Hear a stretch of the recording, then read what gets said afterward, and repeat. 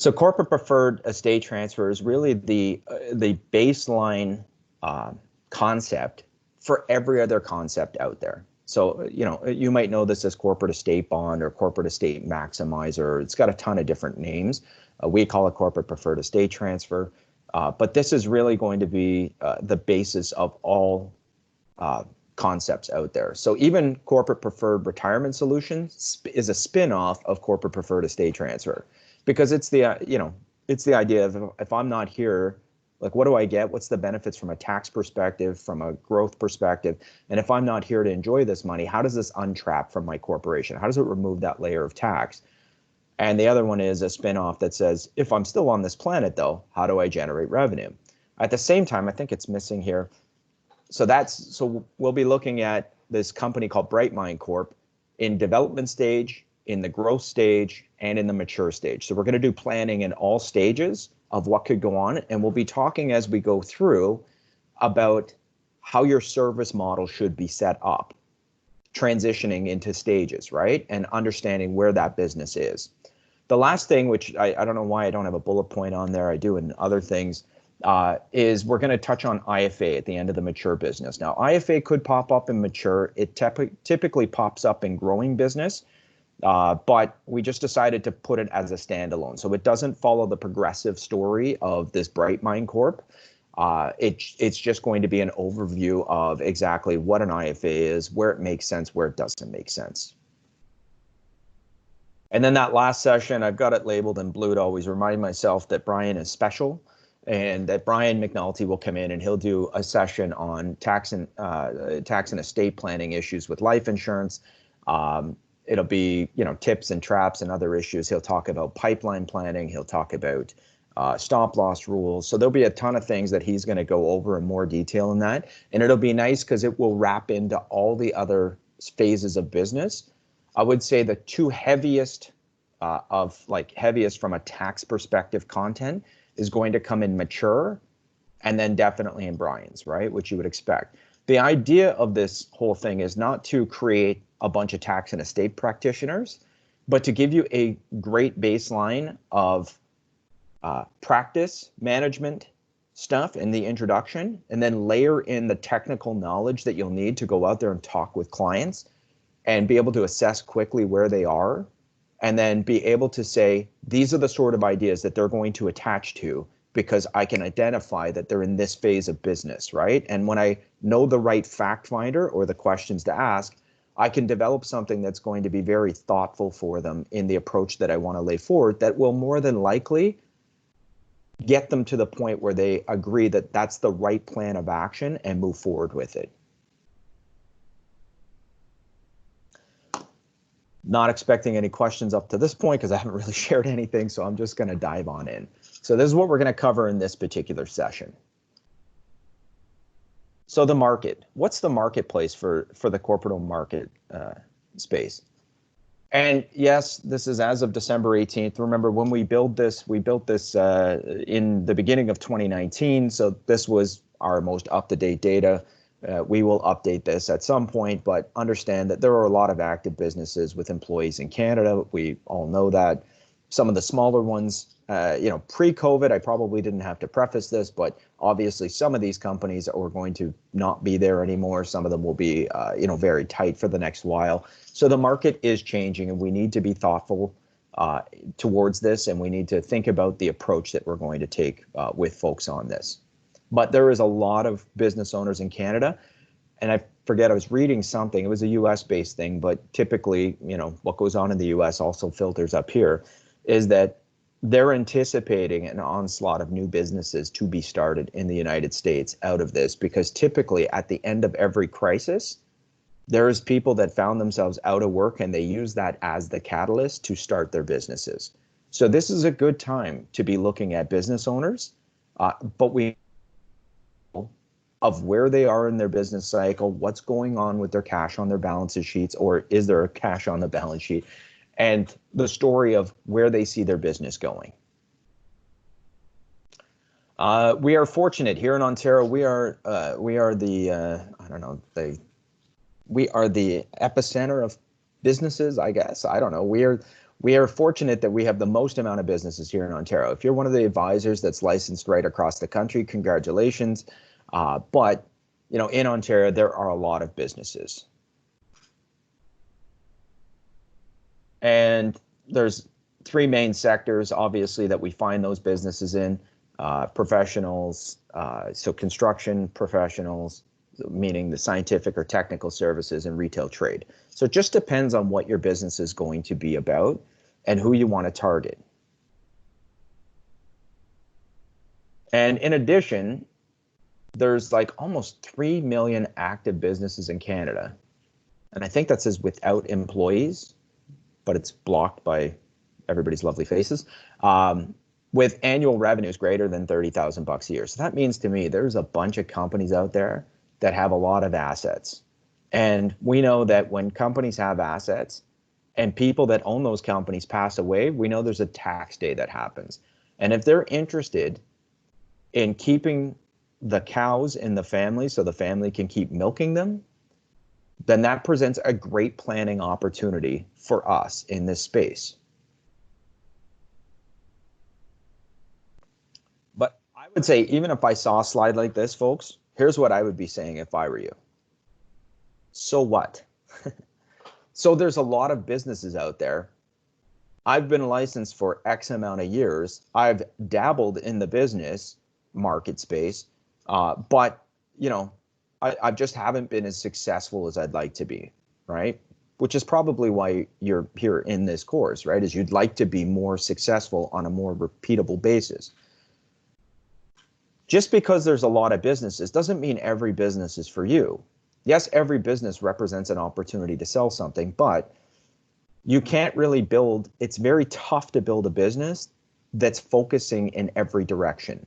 So one of the things we'll talk about more and more is the idea of targeting down. It doesn't mean that you won't do business with somebody that has a business outside of your target market. Target marketing is a combination of two words. One, target, meaning that I have something I'm aiming for, and two is market, right? Something that I'm going to market to hopefully convert into a client and generate revenue with. Something that, an area that I have a high level of influence and knowledge within their space that I can add value to. So if my target market is plumbers, that doesn't mean if somebody owns a tile business or a car dealership. You will get enough info in this course to be able to talk to anybody with a corporation and to be able to drill down and see their structure and be able to have a conversation with them. It just means on Monday morning when you come back to the fishing hole, you know what fish you're trying to catch, right? And you are a specialist in trying to catch that particular fish. That's what whole target marketing is all about. It's all about marketing, not about turning away business. And what we want to do is we need to understand, so you will get enough common things within this course to say that there are common things that business owners share, common characteristics, right? The vast majority are concerned with financial performance, right? So profitability, balance sheets, what's their working capital, what's their market share within the space that they are. These are the things that, you can go into any business owner, and if you can talk about these things, you can start up a great conversation and kind of get insights as to what they find to be important. This is honestly, in this space, I get a lot of people that come at me and they're like, oh, I got a business, I got so much money, blah, blah, blah. And we're gonna do a massive deal here. And then we go in and, we start talking and we start going through the fact finder and we find out that, the company hasn't been that profitable. They have no cash, right? They have no retained earnings. When they make $1, they already have to put that dollar out. What we need to do is find a way to be able to dig through. And I bet you if I ask Julie or if I ask Jeff, I know when I ask Graham, it's very common, right? Like we meet people and we're excited because they're excited to work with us. They're excited at the prospect of growing wealth. But when you talk to them, they don't have any wealth, right? To be able to invest in things. And unfortunately, that's one of the characteristics that we're going to need. On the employee side, they want to hire productive employees, depending on what their company's about, of course. Productive employees, reliability, retention. I can't see the last one there, so you'll have to take my word on that one. And so that might speak to the group business, and I know many of you do group business. If that's what your business is about, and that's how you meet business owners, that's great. So you're probably starting on that side. But when we're dealing with looking at their individual life insurance and we want to move those things forward, we have to understand the financial performance side of things. So if I asked most people before COVID how they prospected, I would expect to get answers like, oh, I do BNI, or I do, I'm a Rotarian, I'm a Lion, I belong to some service group, I belong to the chamber, whatever it is, right? Like, you know, I belong to this ski club, this golf club, that sort of stuff. But when I narrow it down and I say, well, tell me about your business, tell me about your process, usually that's when the conversation starts to get a little thinner, right? So prospecting is nobody in here will probably disagree with me. Prospecting is the lifeblood of this business, right? When the pipeline runs dry, it ain't a fun business to be in. So we want to focus a lot on prospecting. And it starts with, what do you bring to the table? Like, how do you help clients determine what their financial goals are, both on the business side and the personal side? Obviously, you don't want to be jumping back and forth. So if you get entrusted with the business side, you will transition to the personal side. Sometimes maybe you're getting in there on the personal side, and I always find it's easier to transition to the personal side after you've done the business stuff. Sometimes it's not as easy to go to the business side, especially if there's other partners and things like that. So how do you help determine what their needs are, what their concerns are, what the priorities are? And it's often interesting when we see things out there like how to sell a $200,000 premium and stuff like that. We really have to shelve our egos and our patterns that we've seen in clients and really get a way to get down to their root to talk about their priorities and what they're doing, because they may have a lot of cash on their balance sheet, but they may be getting ready to offload that into a new product or a new division or a new opportunity. And so we don't want to make plans for that money if this is going to happen. And, you know, it just means that there may be a different way at coming into the sale, right?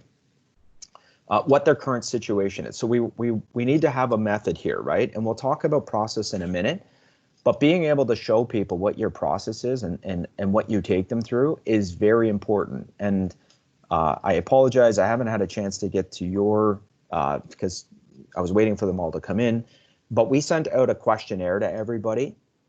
And that's not a questionnaire for me to be nosy and pry into your lives. That's a working document from this point forward. So you'll expect to get that document back to me with a couple questions on it, maybe me asking you to clarify on something.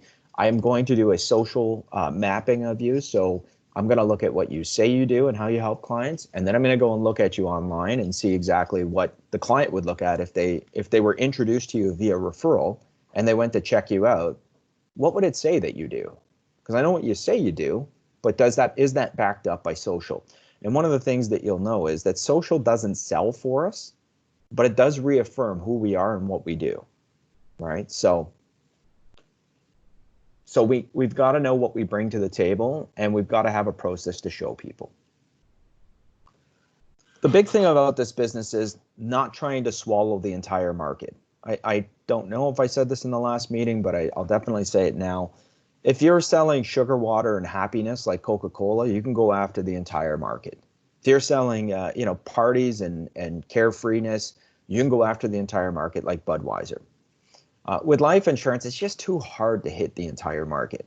So if you're out there saying, I can sell everything from seg funds to super visa to travel insurance to universal life, term, whole life, I don't know, whatever else your license allows you to sell, that's probably far too broad. What you're doing is you're putting that out there into the cosmos and hoping that somebody comes in and will buy something. I call that the licensed menu advisor. So basically, you're going to tell everybody that you're able to offer all this, and that's fine.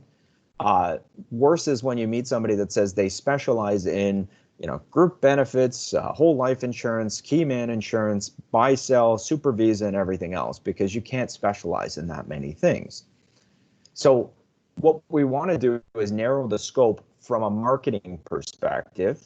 So I know that a lot of people have a hard time when I say narrowing the scope because they think you've got to walk away from business. And it's not about walking away from business.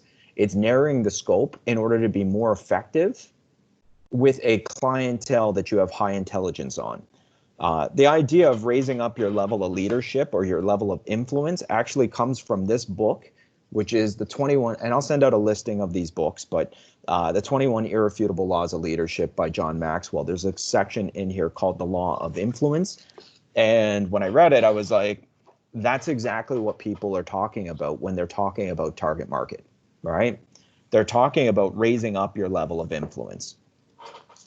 The next book I would say that you may want to consider is a book called The One Thing. So in the book, The One Thing, it talks about knowing what it is you do and who you do it for, and then forgetting about everything else or delegating everything else. So getting down to that one thing, and that's that one thing that you have a high level of influence in, you have a high level of knowledge in, and you're specialized in, and you're able to make, you're able to just focus your efforts and time on that and replicate your process over and over and over with those people and create a very profitable business. It's written by Gary Keller and Jay Pappers. And Gary Keller, just so if you want a little background, this isn't just somebody that dreamed this stuff up. This is actually Gary Keller's model of how he built Keller Williams. And I mean, not only a fantastic businessman, but a really great thought leader. So we want to narrow down and find the people. Sorry, I'm just looking for my folder here. We want to narrow down and find the people that really fit our target market. And from there, we're going to do some intelligence, right? So the idea here is that when we target down, we can start adding these people to our sales funnel, right? And it's all about pipelines and funnels, really, at the end of the day. If we've got enough people in our pipeline, our business is going to do well. So how do we start to attract in interested prospects? And we do that by creating a very thoughtful strategy, both with social, both with what we go out with, and everything around what we market. From a social perspective, we want to be able to target down on a specific client. Maybe that could be with ads.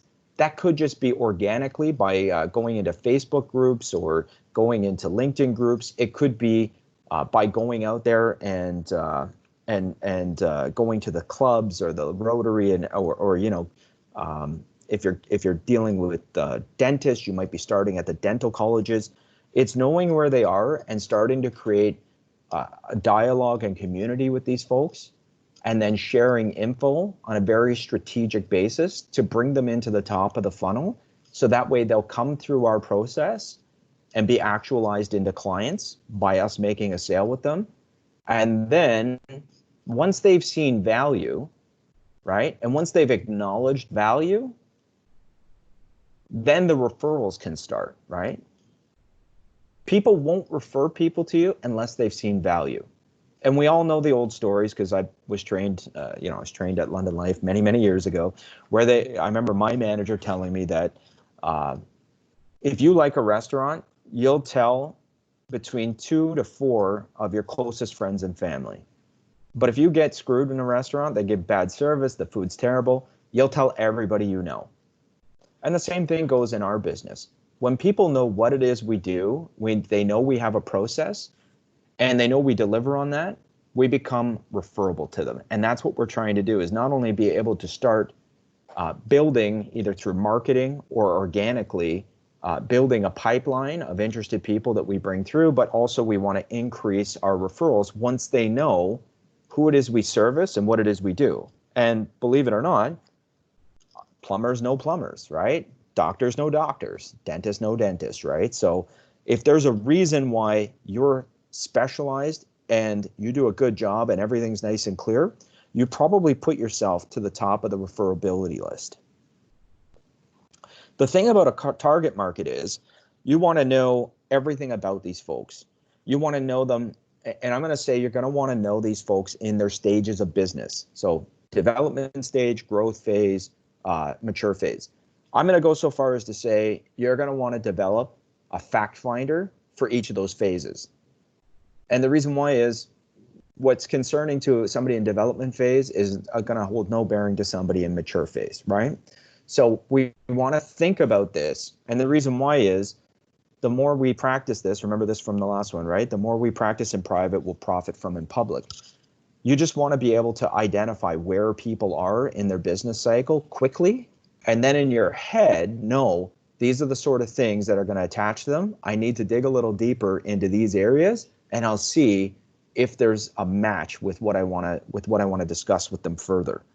And I'll tell you, I'm very quick to size up people to understand where they are in their phase of business, and I try not to talk to them about things that I know will be far too advanced or not in the right phase. And it just, I don't know, it's always helped me very well. You want to know what their common concerns are. So believe it or not, there'll be patterns within these groups, within these phases of what are their concerns, what's hard during that period. Is it tough to get financing? The thing is, you want to know these clients through every phase because that's what makes you invaluable to them. If you meet somebody and you can offer up, hey, you know what? I've had lots of clients that have gone through this transition that you're going through. Here's how they've benefited, right? And by the way, you're going to need financing for that. I know, this guy at this bank, this guy at Alternative, where they bank. If they have bought a policy from you in the past, you can actually go look that stuff up.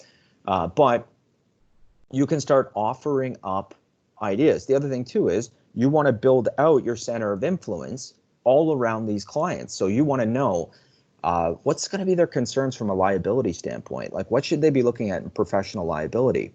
And who do I know that deals with these folks on a regular and are really good, right? Because as you start to become Mr. Doctor Financial or Mr. Plumber Financial or Mr. Car Dealer Financial, and you're able to put more people into the lane of somebody else, so meaning a financier, a commercial broker, a realtor if they're looking for businesses, somebody that specializes in working with this type of client, well, guess what? They're going to come across people you don't know, and they're going to refer you to them because you're very process driven and they know that market inside and out. You want to know, like, how do lenders treat them? You want to know who are their clients, like who's the end purchaser of their product. You want to do your research so that way when you walk in, there is no doubt that you are the professional in that space. What I will do for anybody that's interested, he's not one of, I don't really know the gentleman, but I do sift through LinkedIn a lot. And a guy, his last name's Jindal, I can't think of what his first name is. He specializes in dentists. He's out of the London area. And this guy runs seminars for dentists. He goes to the dental colleges. Like, he's got a full process on how he moves people through, but it's really cool to see how he adds value to these people.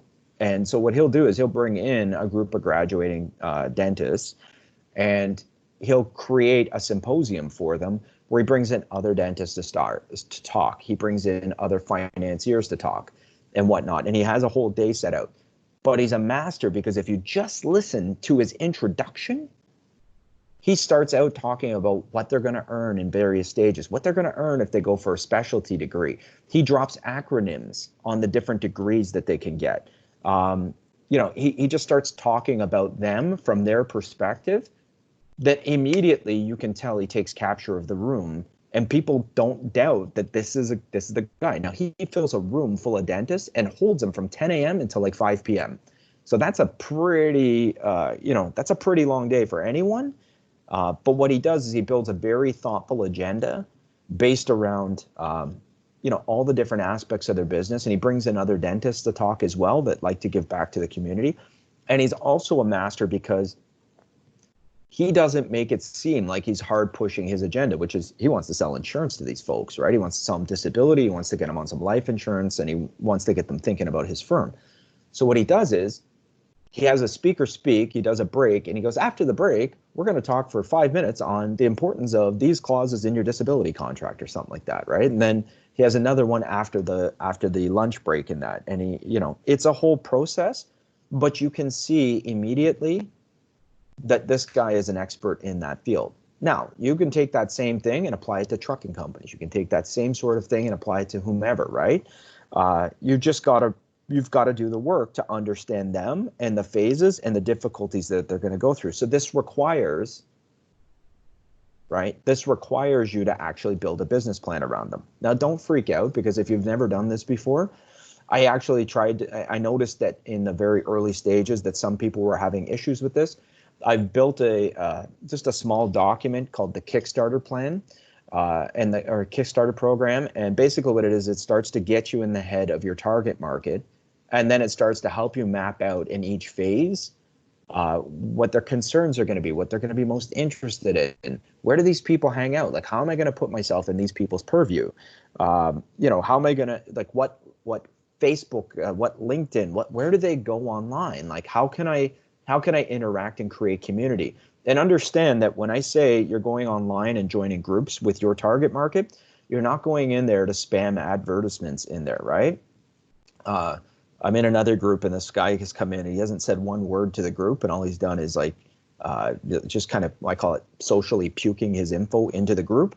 And it took like 2 days and they kicked the guy out of the group, right? So you don't want to do that, but what you want to do is start a dialogue, comment on other people's things, start to create community where people go and look at you. And the nice thing about LinkedIn is if you've got a premium account, you can see everybody that looks at you. If not, you can still see people that are checking you out. And if you go in and your social messaging says how you help people, you have an opportunity there to maybe send a connection to them and start a dialogue directly with them. You want to know who their major competitors are, because their major competitors are also your target market, right?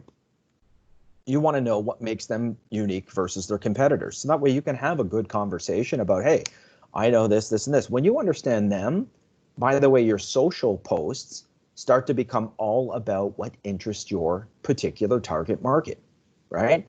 I'm not a big fan of a thing called Advisor Stream.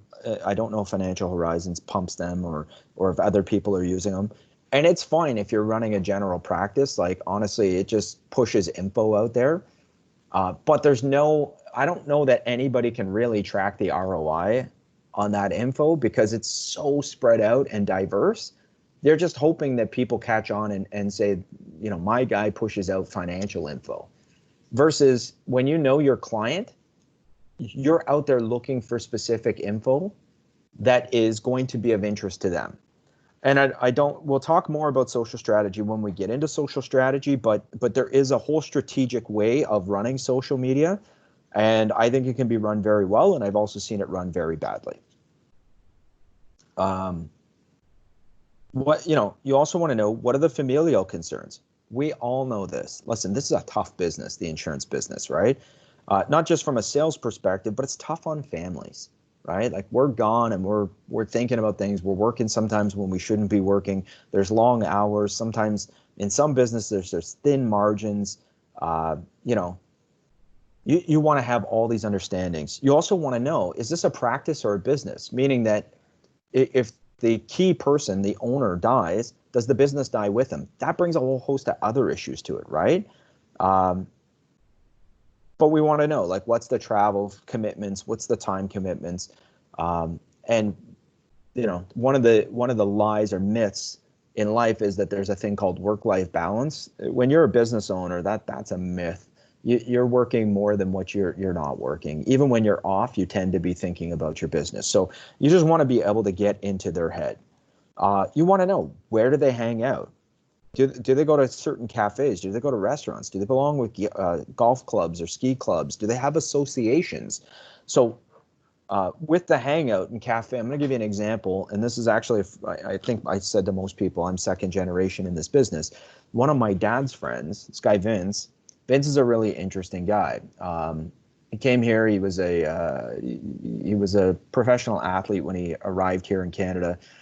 He got into the insurance business, did very, very well, but noticed that he wanted to elevate, like second year in the business, he wanted to elevate to dealing with high-end clients, specifically developers, right? Because where he lives, there was a lot of development going on.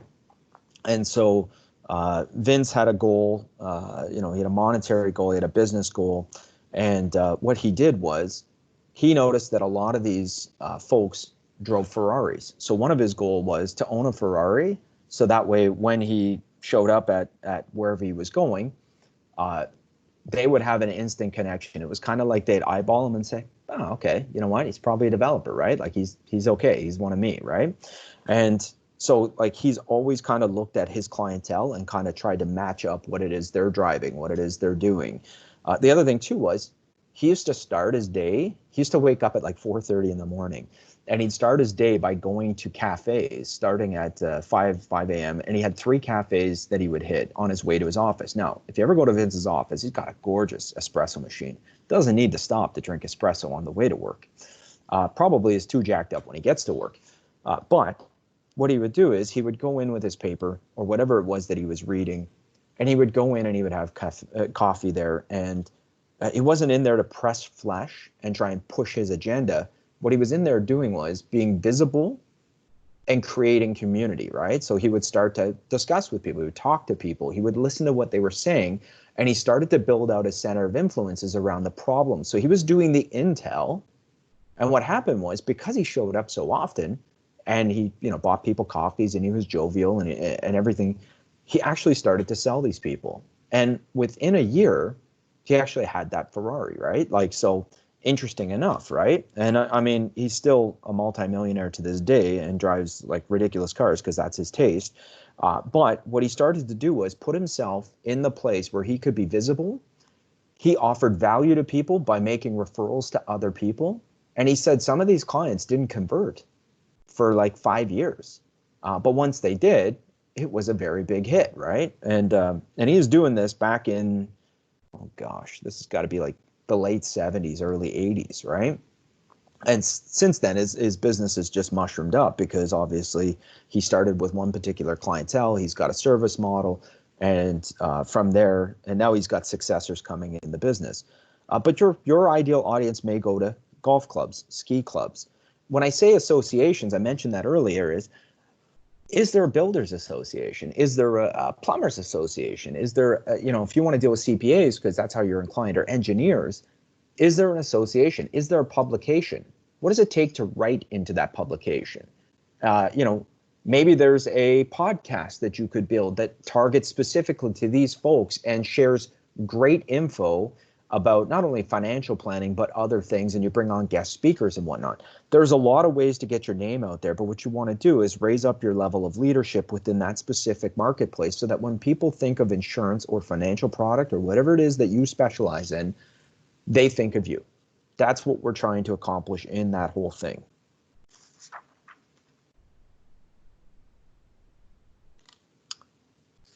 So continuing on, social media is a marketing tool. It's funny, I'm torn right now because a guy that I consider to be a mentor wrote something about, can you find people on the internet? And he's an old school guy, and he said, absolutely not, no way.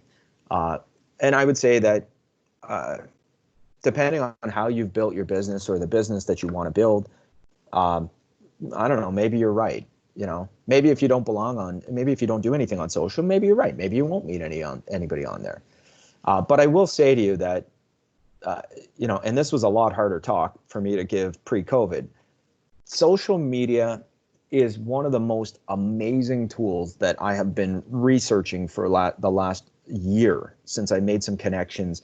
In fact, I'm reading a book right now on Facebook called Give by Nicholas Kuzmich. You don't have to read that book.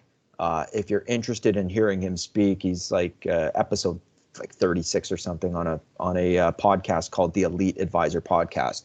I'll send out not only the list of books, but also a list of podcast options that you may want to listen to. But Kuzmich goes on to tell us everything that you can data mine within there, and it's incredible the amount of data that's out there. And we know that data, Bezos knows it, and Zuckerberg knows it. Data is the new oil. It is the new, it is the new currency of business. So what I would say is, actually, let me be thoughtful of time here. We'll go a little bit deeper. We'll go for the next 4 minutes, and then we'll stop for a break. What I would say is, you have to be aware of social, and social has to become part of your strategy moving forward at some level.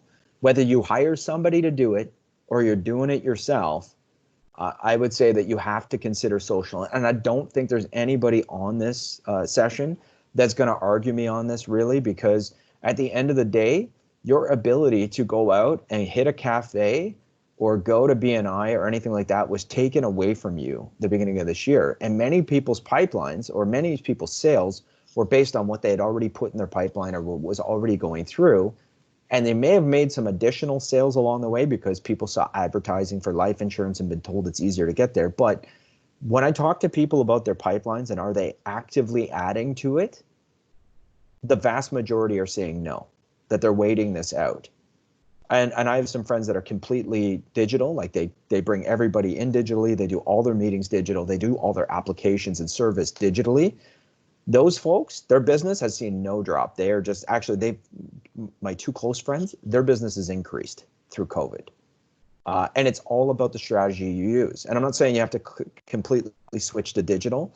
I'm doing this 23 years. Like, I'm an old school guy that's been learning digital because you know what? It's just amazing the amount of data that's out there, and with the right strategy, how you can help, build your pipeline without you actually having to do like crazy amounts of driving around, right? So I like this approach, and hopefully you will too. When it comes to social media, what is your website, LinkedIn, Facebook, Instagram, Twitter, whatever it is you're using, what does that say about you? Like, what is the messaging? Everyone has an about section. If you have a website or a landing page, it probably says a whole bunch of stuff about, how you've been doing this 23 years and you've got a specialized process. And it's a lot of times when I look at the stuff, it's a lot of ego stuff. Like I help clients. I do this. What we've got to do is flip that on the head, and we've got to say, clients, choose me for X. Here's how we help clients win. Clients that have come in like this, have experienced this, and are winning like this. Like, clients want to be able to see, like, immediately, how does this impact me? Because they all know, like, this is your glamour shot, right? Like, you should be able to tell your story better than anyone else. So it's important that whatever it is you market yourself as, whatever you tell people you do and how you help them, that it says that. Not that it says you specialize in life insurance, disability insurance, critical illness insurance, group insurance, dog insurance, cat insurance, mutual funds, seg funds, annuities, everything else. That's hoping they buy something. Tell them a story about why people choose you. That's a different approach on this.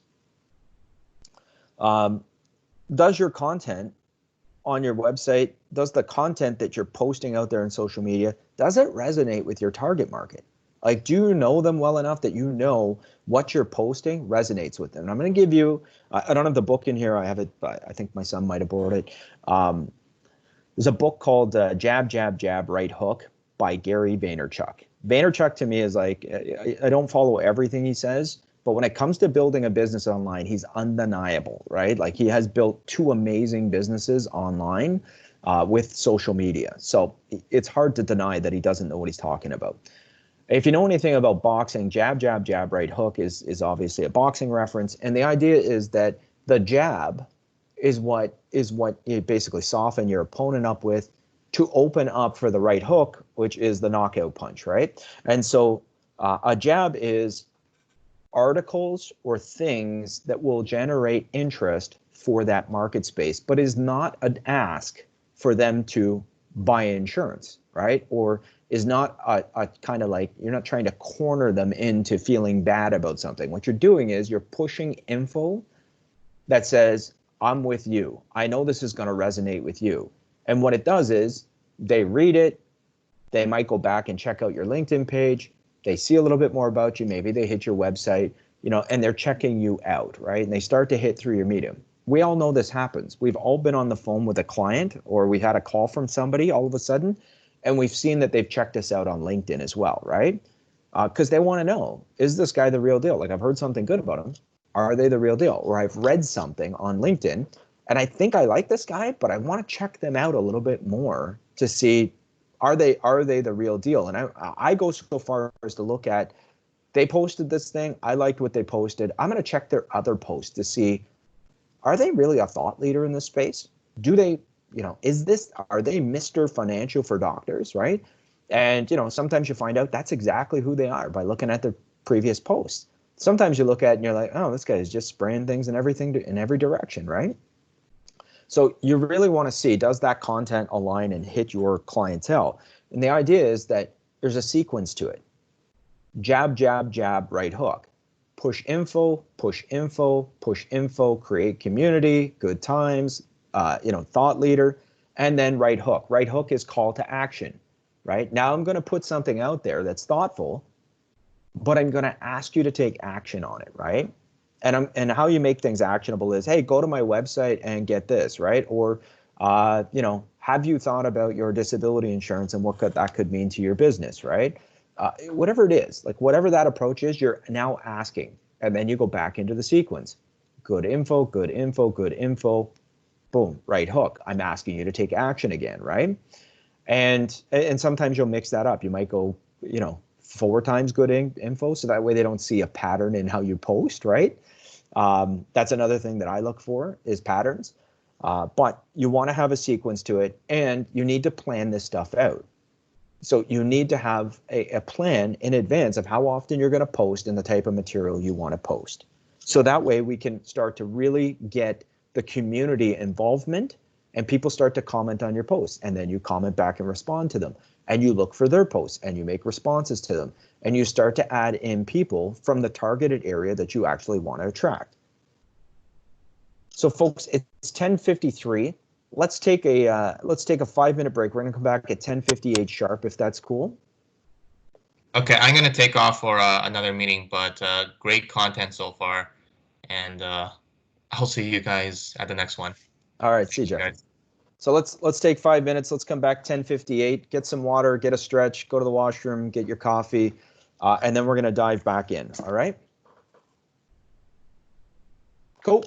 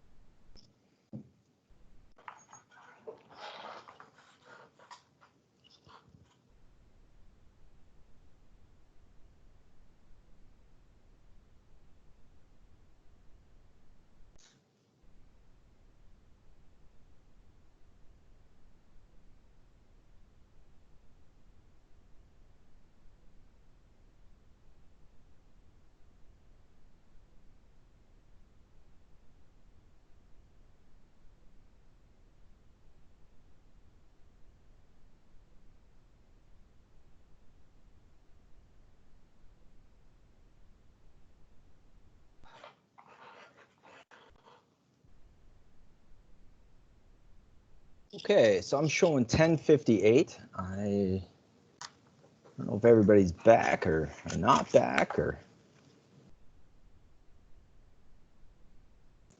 so maybe in the chat, if some people can, I don't know, maybe just hit up just saying that they're here in the chat. That would be cool.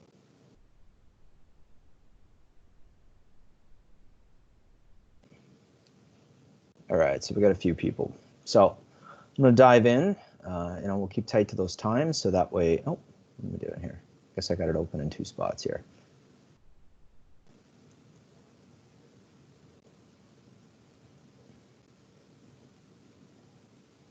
I don't think that.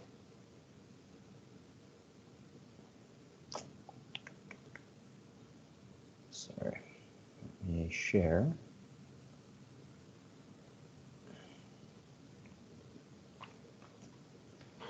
All right, so we are back. I won't be able to see you once again. So if we're in there, I did notice there was a couple questions. Somebody said this is excellent. I think that was to the amount of businesses that are out there.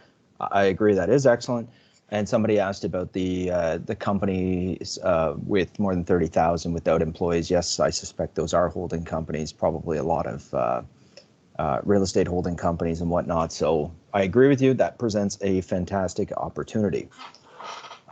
But if you do have a question or comment, please just unclick your mute and feel free. And this is a safe space. I will not attack anybody whatsoever.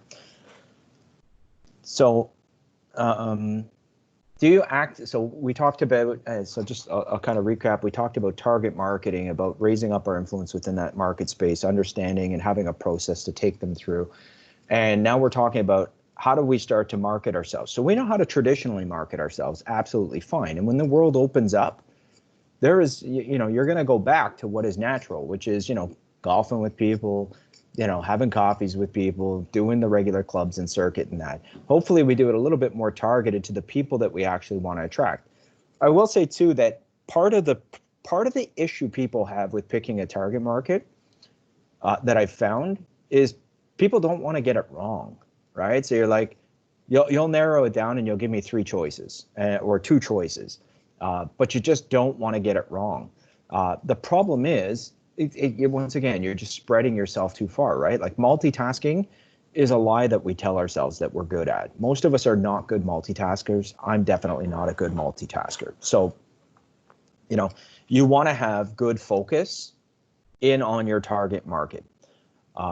We've talked about making sure your website and everything align to you. We've talked about does the content align that you're pushing out there align with your particular target market? And now we just want to say, what's the frequency, right? How actively do you use social media to feed leads into your sales funnel? Like what's the right amount of posting you should do? Because this doesn't mean that your full-time job should go away from selling insurance and talking to people and trying to get, a lead, a referral, or a sale every day. This just means what's the right amount of content you should push out there, and what's the right amount of dialogue you should be creating with people. I'm a very active user. I like to use it in my downtime. I share my ideas freely out there. Sometimes they're welcome, sometimes they're not welcomed. But the fact of the matter is there's a strategy for everybody, and you need to figure out what's the amount of content I want to push and what's the frequency that I should push it. So I'm not a real big Twitter pusher. I have a Twitter account. I don't really use it very much. But so if your marketplace though are big Twitter users, then that's the medium you should be looking at, right? Like you should be hitting where they're hitting more often than not.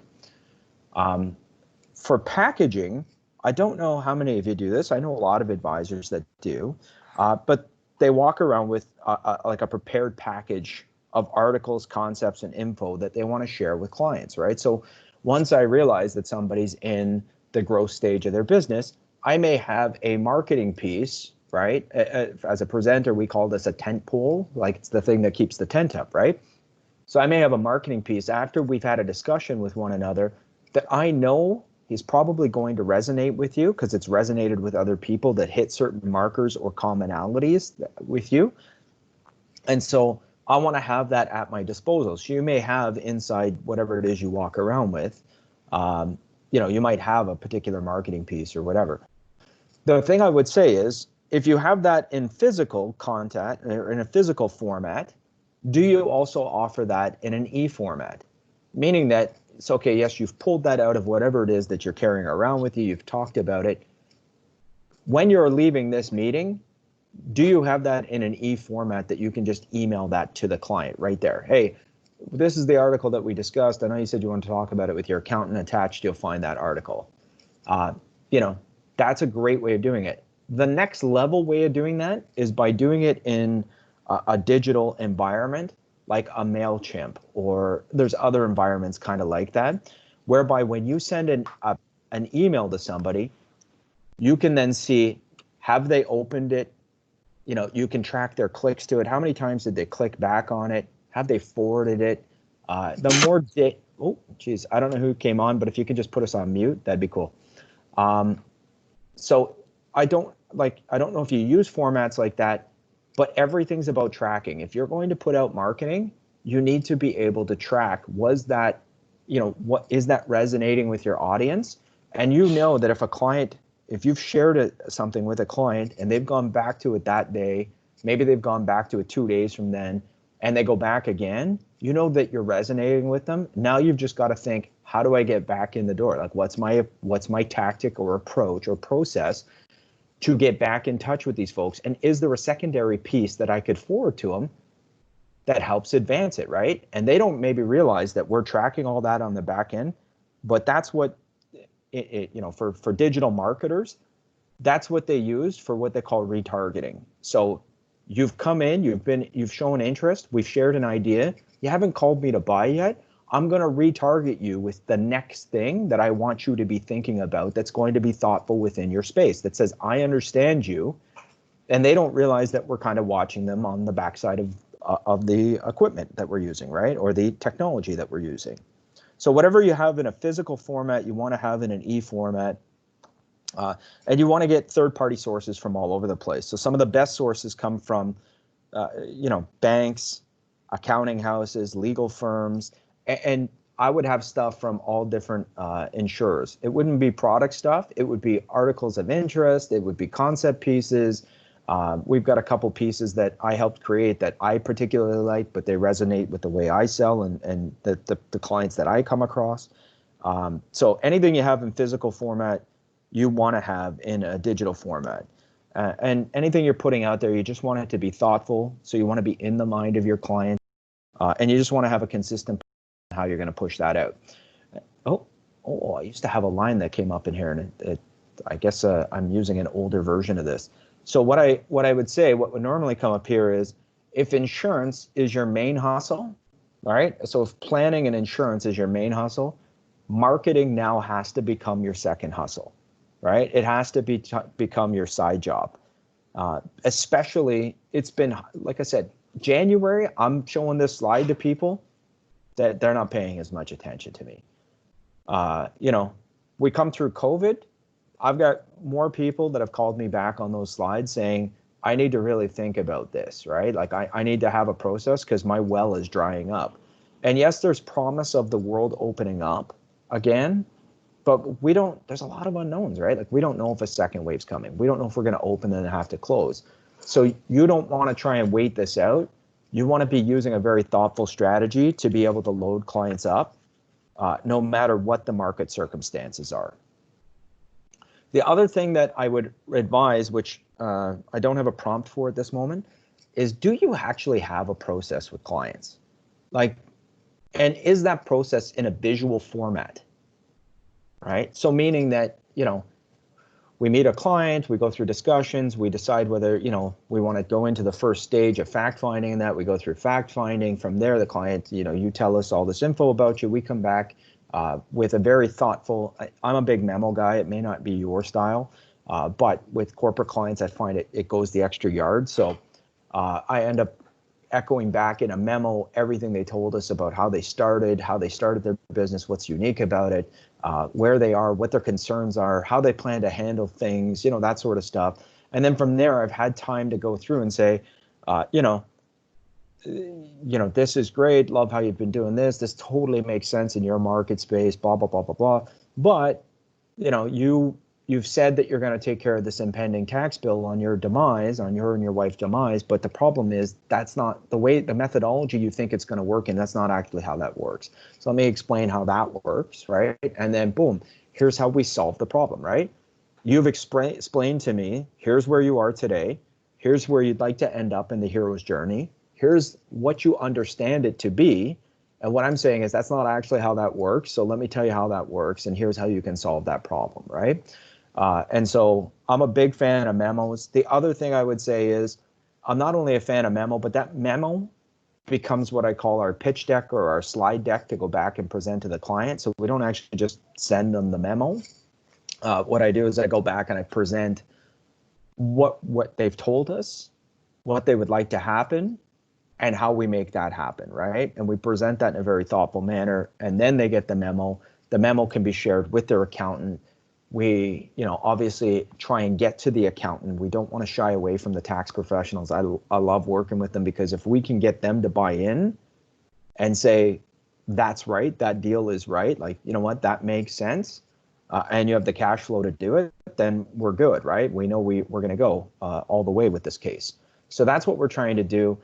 So we do a memo, we do a pitch deck, maybe we have a conversation with, all the other professional advisors that we need to. And then, hopefully we get all the approvals, we go through the onboarding process, and here's what our post-sale process is, right? So we determine upfront with you whether it's going to be an annual thing because you're in a hyper growth mode, or whether it's going to be a triannual thing because you're just growing, but you're not going to have massive changes year to year, or whether you're in a slow growth mode and you want to only see us every 5 years on this. You're going to set all of that out and be able to talk to people about what your process is, because remember, you don't want them thinking of, oh, whole life, that's Brent Swadek, right? Life insurance, that's Brent. It's the process, right? It's that thoughtful process that you take them through, and you should probably even trademark it. So if you're going to go after a specific client, you should name your process, right? That's your value proposition, and it should be in a visual format, and it should be on, like, if you have a website, people should be able to go to your website and see, oh, okay, you're very process driven, right? Like, you have a process that you take people through. And I looked at your About Us, and it clearly told me that you work with people like me and how you track and measure how they're winning. So for me, that's all about balance sheet and consolidated statements. This is the sort of advice we bring. We neutralize these liabilities, and we track this on your balance sheet to show you at any point in time what your values are and how you're winning within it. So that's what you want to start to generate and develop. So that way, it makes it easier for clients to choose you, and they know exactly what they get when they buy you. Any questions up till now? Anybody want to come off of hold and ask anything?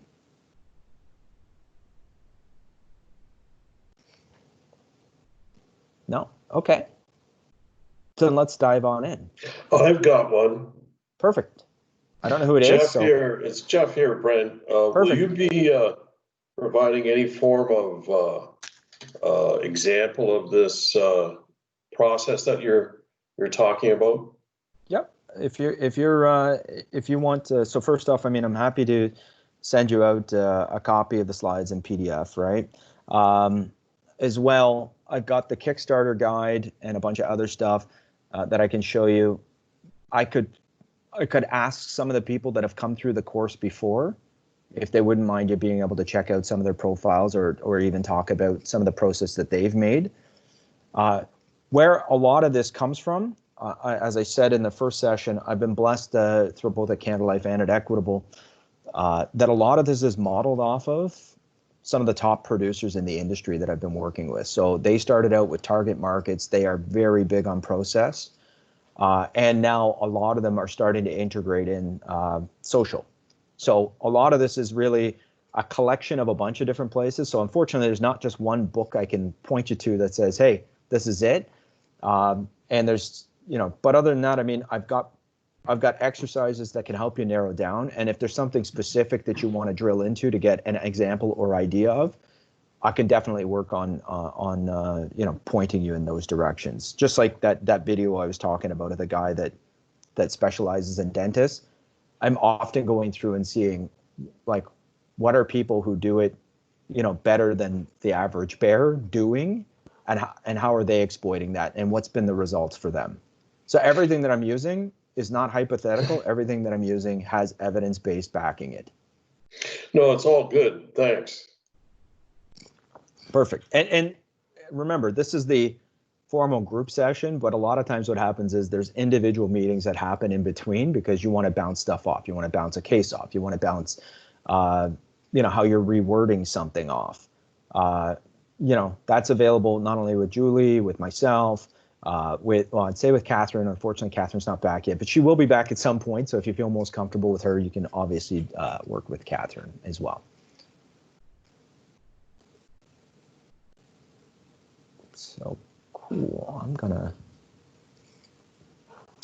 jump into our this is our time where we're gonna take it home now. Now the fact finding is a very big portion of this. So I know what you're probably thinking, right? Like it's fact finding. Maybe you've been doing this for a while. You might say fact finding is nothing new to me. I'd say you're probably absolutely correct. It's not anything I'm going to show you in here is not 100%. It's not going to blow your mind. You may have actually seen it in the past, some of the questions, some of the things. What I'm going to try and do is make it make sense to you. If there's one thing I think I do better than most, it's fact find.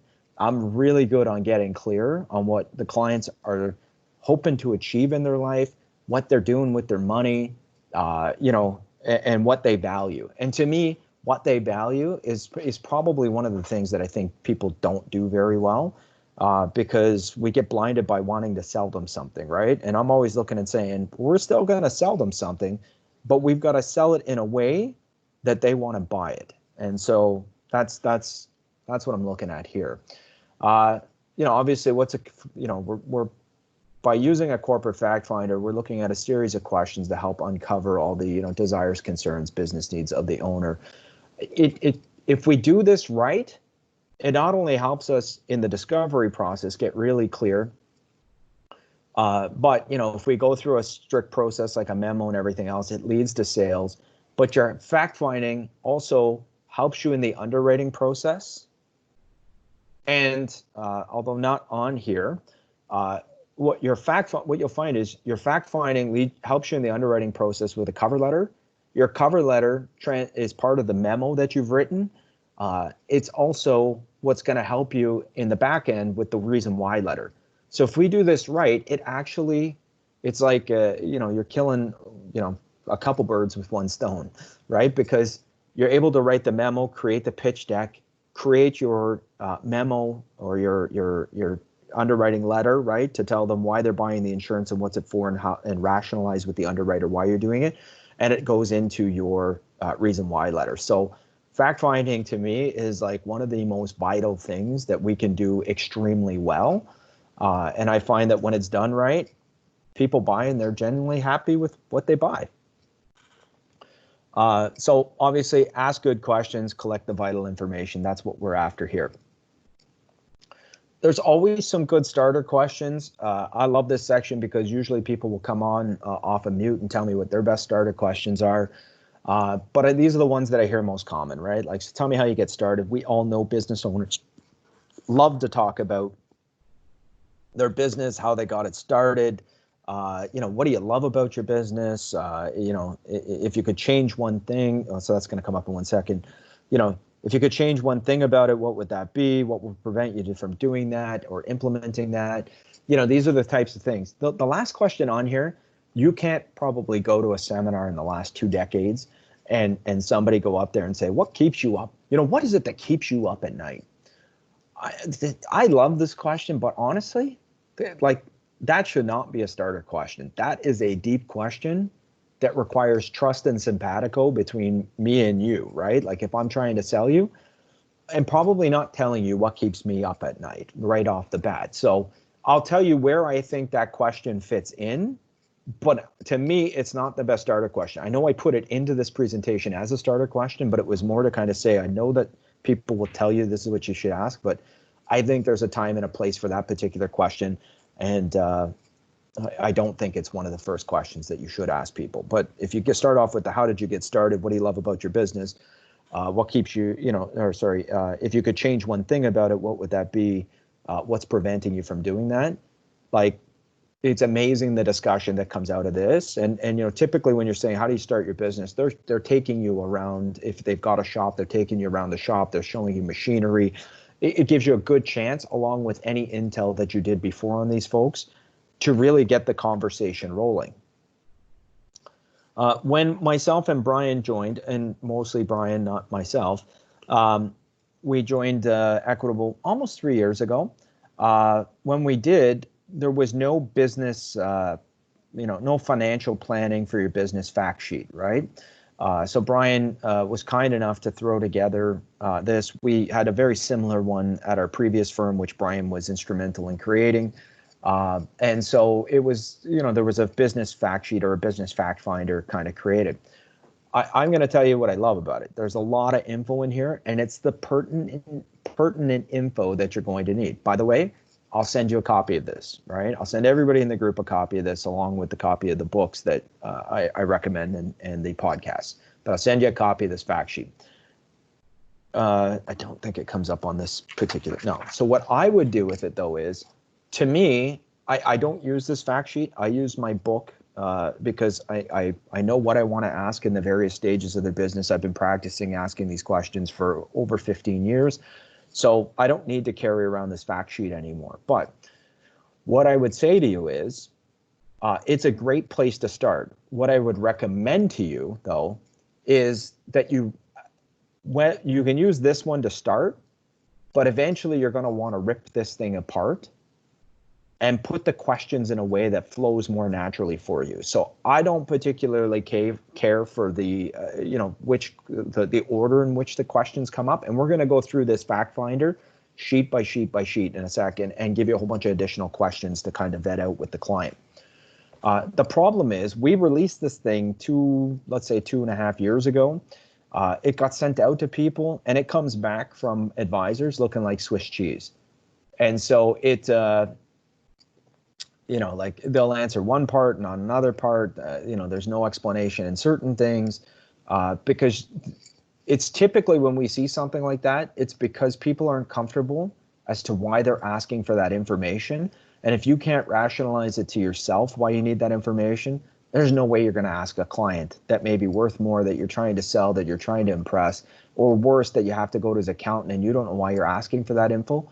Nothing worse, in my opinion, right? So, we're going to go through step by step what we're asking. But I would tell you that at some point you're going to want to deconstruct this thing, and you're going to want to make it for each phase of your target market's business.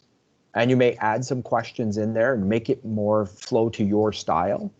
But you're going to want to have this, and then you're going to brand it to yourself. So if you've got a corporate logo, brand it to yourself. I mean, hey, we love it that you're using our stuff and you're putting us out there in front of people. But at the end of the day, everything should be branded to you, because, it's about you. It's not about us.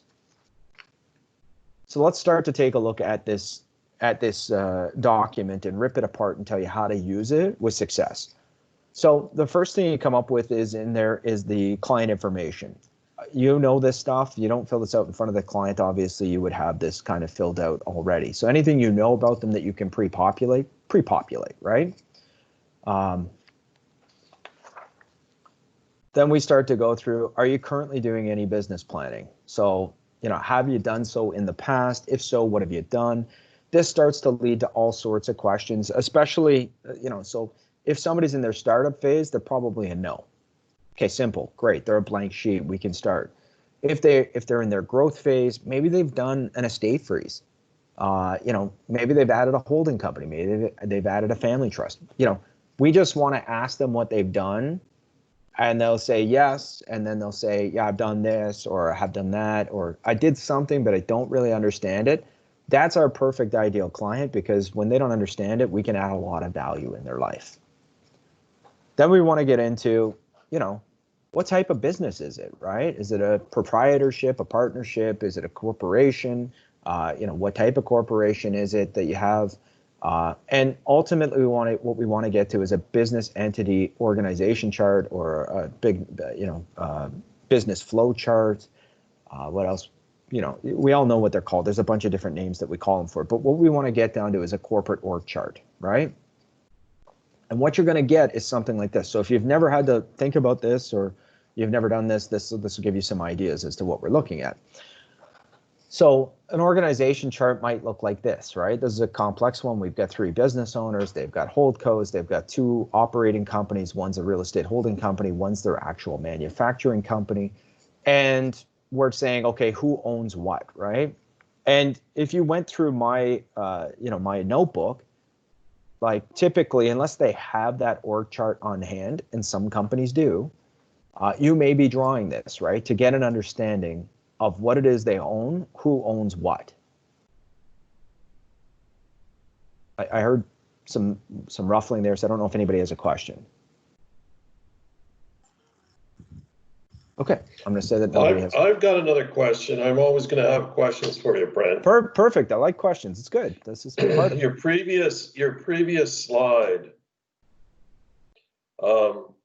You're asking for the adjusted cost base of a business entity, and you're asking for the paid up capital.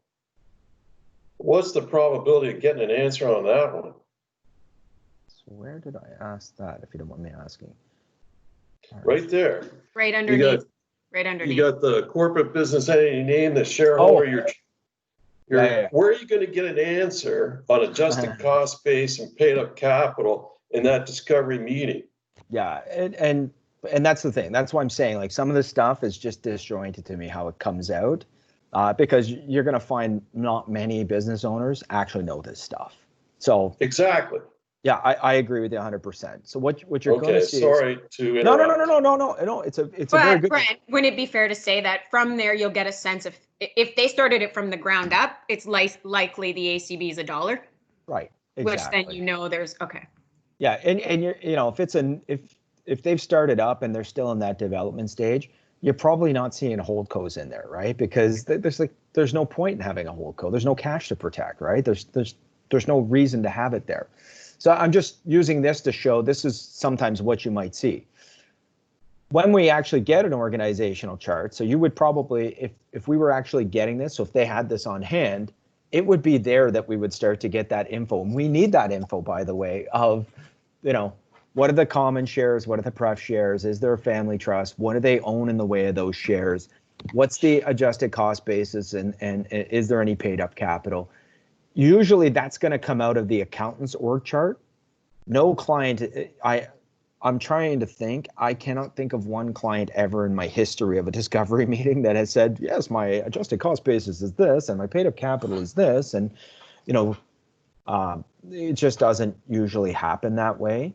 But, typically they'll have an org chart somewhere. Just like if you meet somebody that has a real estate investment holding company, they can tell you what properties they own. Sometimes they can even estimate what they paid for the property, what's outstanding in mortgage, and that. And has there been any depreciation or any? Like, a lot of times they don't have that info. They've got to go refer back to their accounting documents. So the idea behind here is I'm going to just show you different organizational setups, and it's not to freeze anybody, but it's just to say, I've had clients to me as brokers. I've had brokers to me say, what do you mean by org chart? What does that look like, right? And so that's what this is to show, is that there's many different organizational charts, and we just need to when we start to see that there's family trusts in here, then we know that they've invested in planning and they see the value in planning, right? So now it's, do they understand what the heck they paid for, right? Like, because you see this organization, this wasn't cheap to do, right? Do they understand why they did it and the benefits of what they got out of it? Because if we can articulate that in an easy manner for them, we start to raise up our level of value to that client. We may see this where we've got owner, spouse, and child A. We may see something even more elaborate like this, where we've got dad who started the business, we've got the kids that have pref shares accumulating dividends that have nothing to do with the business, and that they've appointed this Chris as CEO, which could have just been his right-hand man in the company. And so now he has shares in the business because he's helping the business grow and keep it sustainable to keep the cumulative dividends going for the kids, right? It's not to say what this does is it's the type of detail that we're going to need to really do planning going forward, to do meaningful planning, not just not just try and sell $100,000 premium, but to actually go in there and back the rationale of why we would buy insurance with all the other tax planning and good things that we get out of the insurance, right? And so if, I mean, I was chatting with a guy the other day and I said to him, I go, I need a flow chart. Like, I can't even follow what you're saying because there was 10 different corporations in this opportunity, right? So it represents a great opportunity, but there's still got to be a tie back, and we've got to see how everything goes together. And so that's what we're looking for when we talk about a business org chart or a corporate org chart, is we're trying to see who owns what, and then we're trying to see what's the ACV paid up capital, what's the estimated fair market value, and all that fun stuff. So we can do that. The other thing I like to get, which you won't get in that org chart, is I like to ask them what the growth trend on their business has been like over the last number of years. So that way I can look and say, okay, if your tax liability is this is what it's potentially in 5 years, 10 years, to show them, hey, you can't just bury your head in the sand here. This is going to happen one day. And where's that liquidity going to come from, right? We look for the articles of incorporation. And when we look for it, this is what's included. So full legal name of the corporation, restrictions on the business activities, the classes of shares that can be issued. This is what we're really looking for. And this comes right out of Brian. When I built this particular slide, I was saying to Brian, what specifically are you looking for in the articles of incorporation? Like, if you had to narrow down to the top thing, what is it? And he's like, the rights, privileges, and restrictions of each class of shares, the dividend entitlements and voting rights, and who they are, right? Restrictions on transfers. It just tells us. It tells us about the company, but most importantly, it tells us who are the actual owners of this company, and what are the rights, privileges, and restrictions that they have. All right. And it's funny, I've given numerous talks on planning for corporations, and inevitably I'm going to say 70% of all the talks I give, somebody will say, how do you get the articles of incorporation? And I'm like, I asked for them. And if they ask me why I need them, I explain to them, these are what we're looking for to make sure that we can do this planning with you, because if somebody else owns this corporation, we have to understand, are we being anti-selective?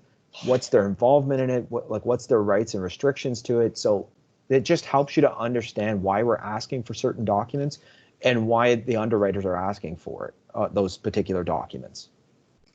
Do you find, Brent, that the business owner has access to those articles of incorporation quite easily?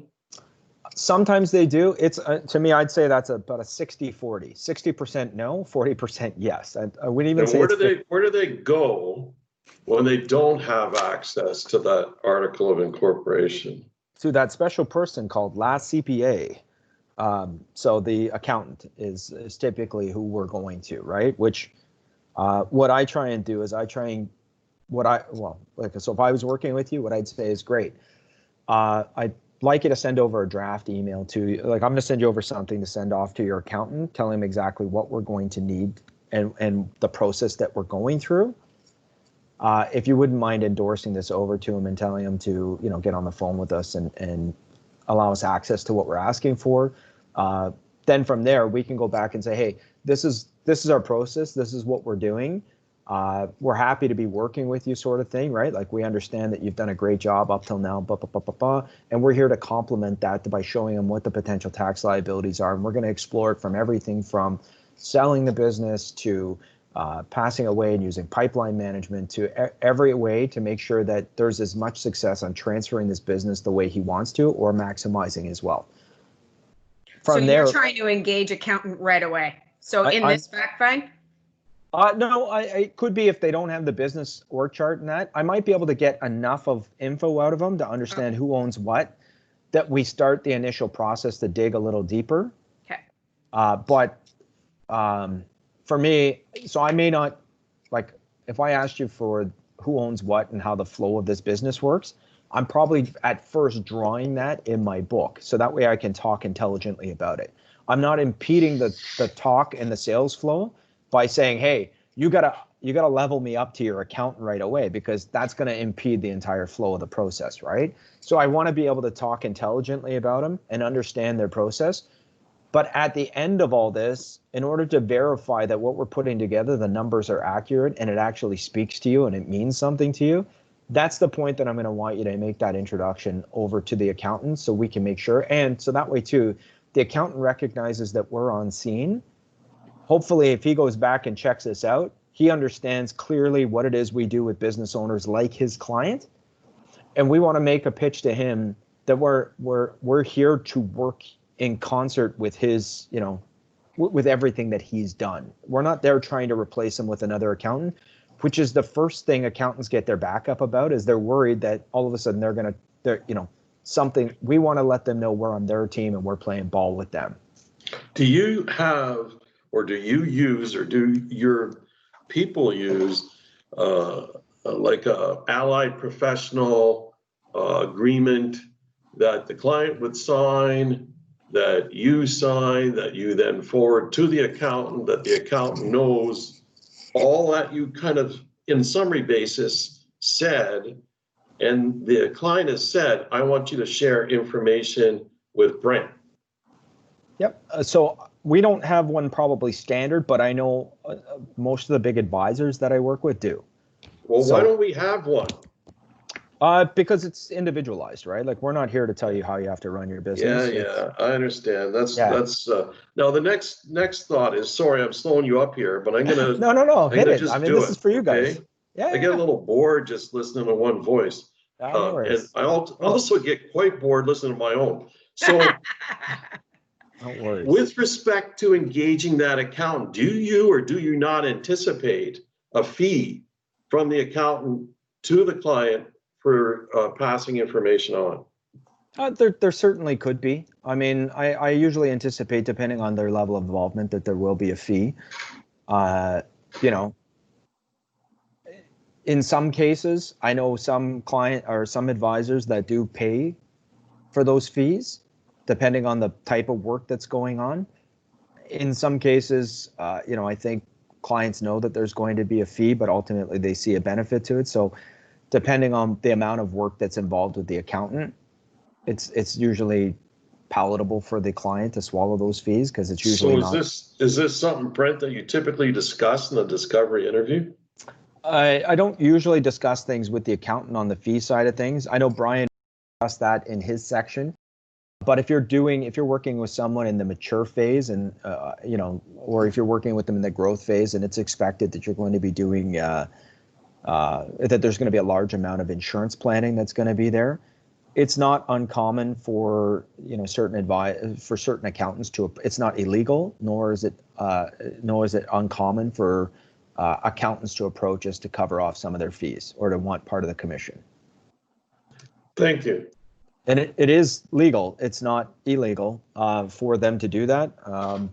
But I think I think it's a slippery slope that, you know, we don't want to always travel down, because, you know, I think we got to deal with it when it comes up, but I don't think we want to just be saying, work with us and we'll pay you half, sort of thing, right? Because then then they start to expect it, right? But I do know it wasn't us, it was on our other channel that handles with the bank-owned firms, that there was an accounting firm that wanted a significant six-figure sum for the amount of work that they were going to do. Now, I don't think they could have validated that amount of work, like, you know what I mean? Like, based on an hourly rate that they were asking for, but it was, from what I understand, it was a high six-figure premium that would have generated a high six-figure commission. And so they understand how commissions work, and they were asking for a large sum. I don't know the outcome to that particular case because it wasn't one of mine. But I do know that that was just a recent thing that happened. So we need to understand that accountants have the right to ask you to pay for fees, and clients could have the right to. But I think clients know that when they're going through the planning process, as long as they see value, they usually don't have an issue with whatever the fees are associated with it. They know they're going to pay for that.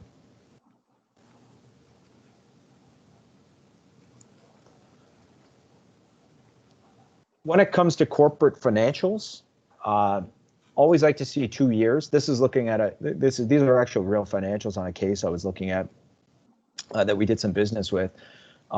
Here we've just consolidated like 15, 16, 17. So we just put those together, but that would have come with like obviously 2015, 2016, 2016, 2017. We just consolidated them for an easier view.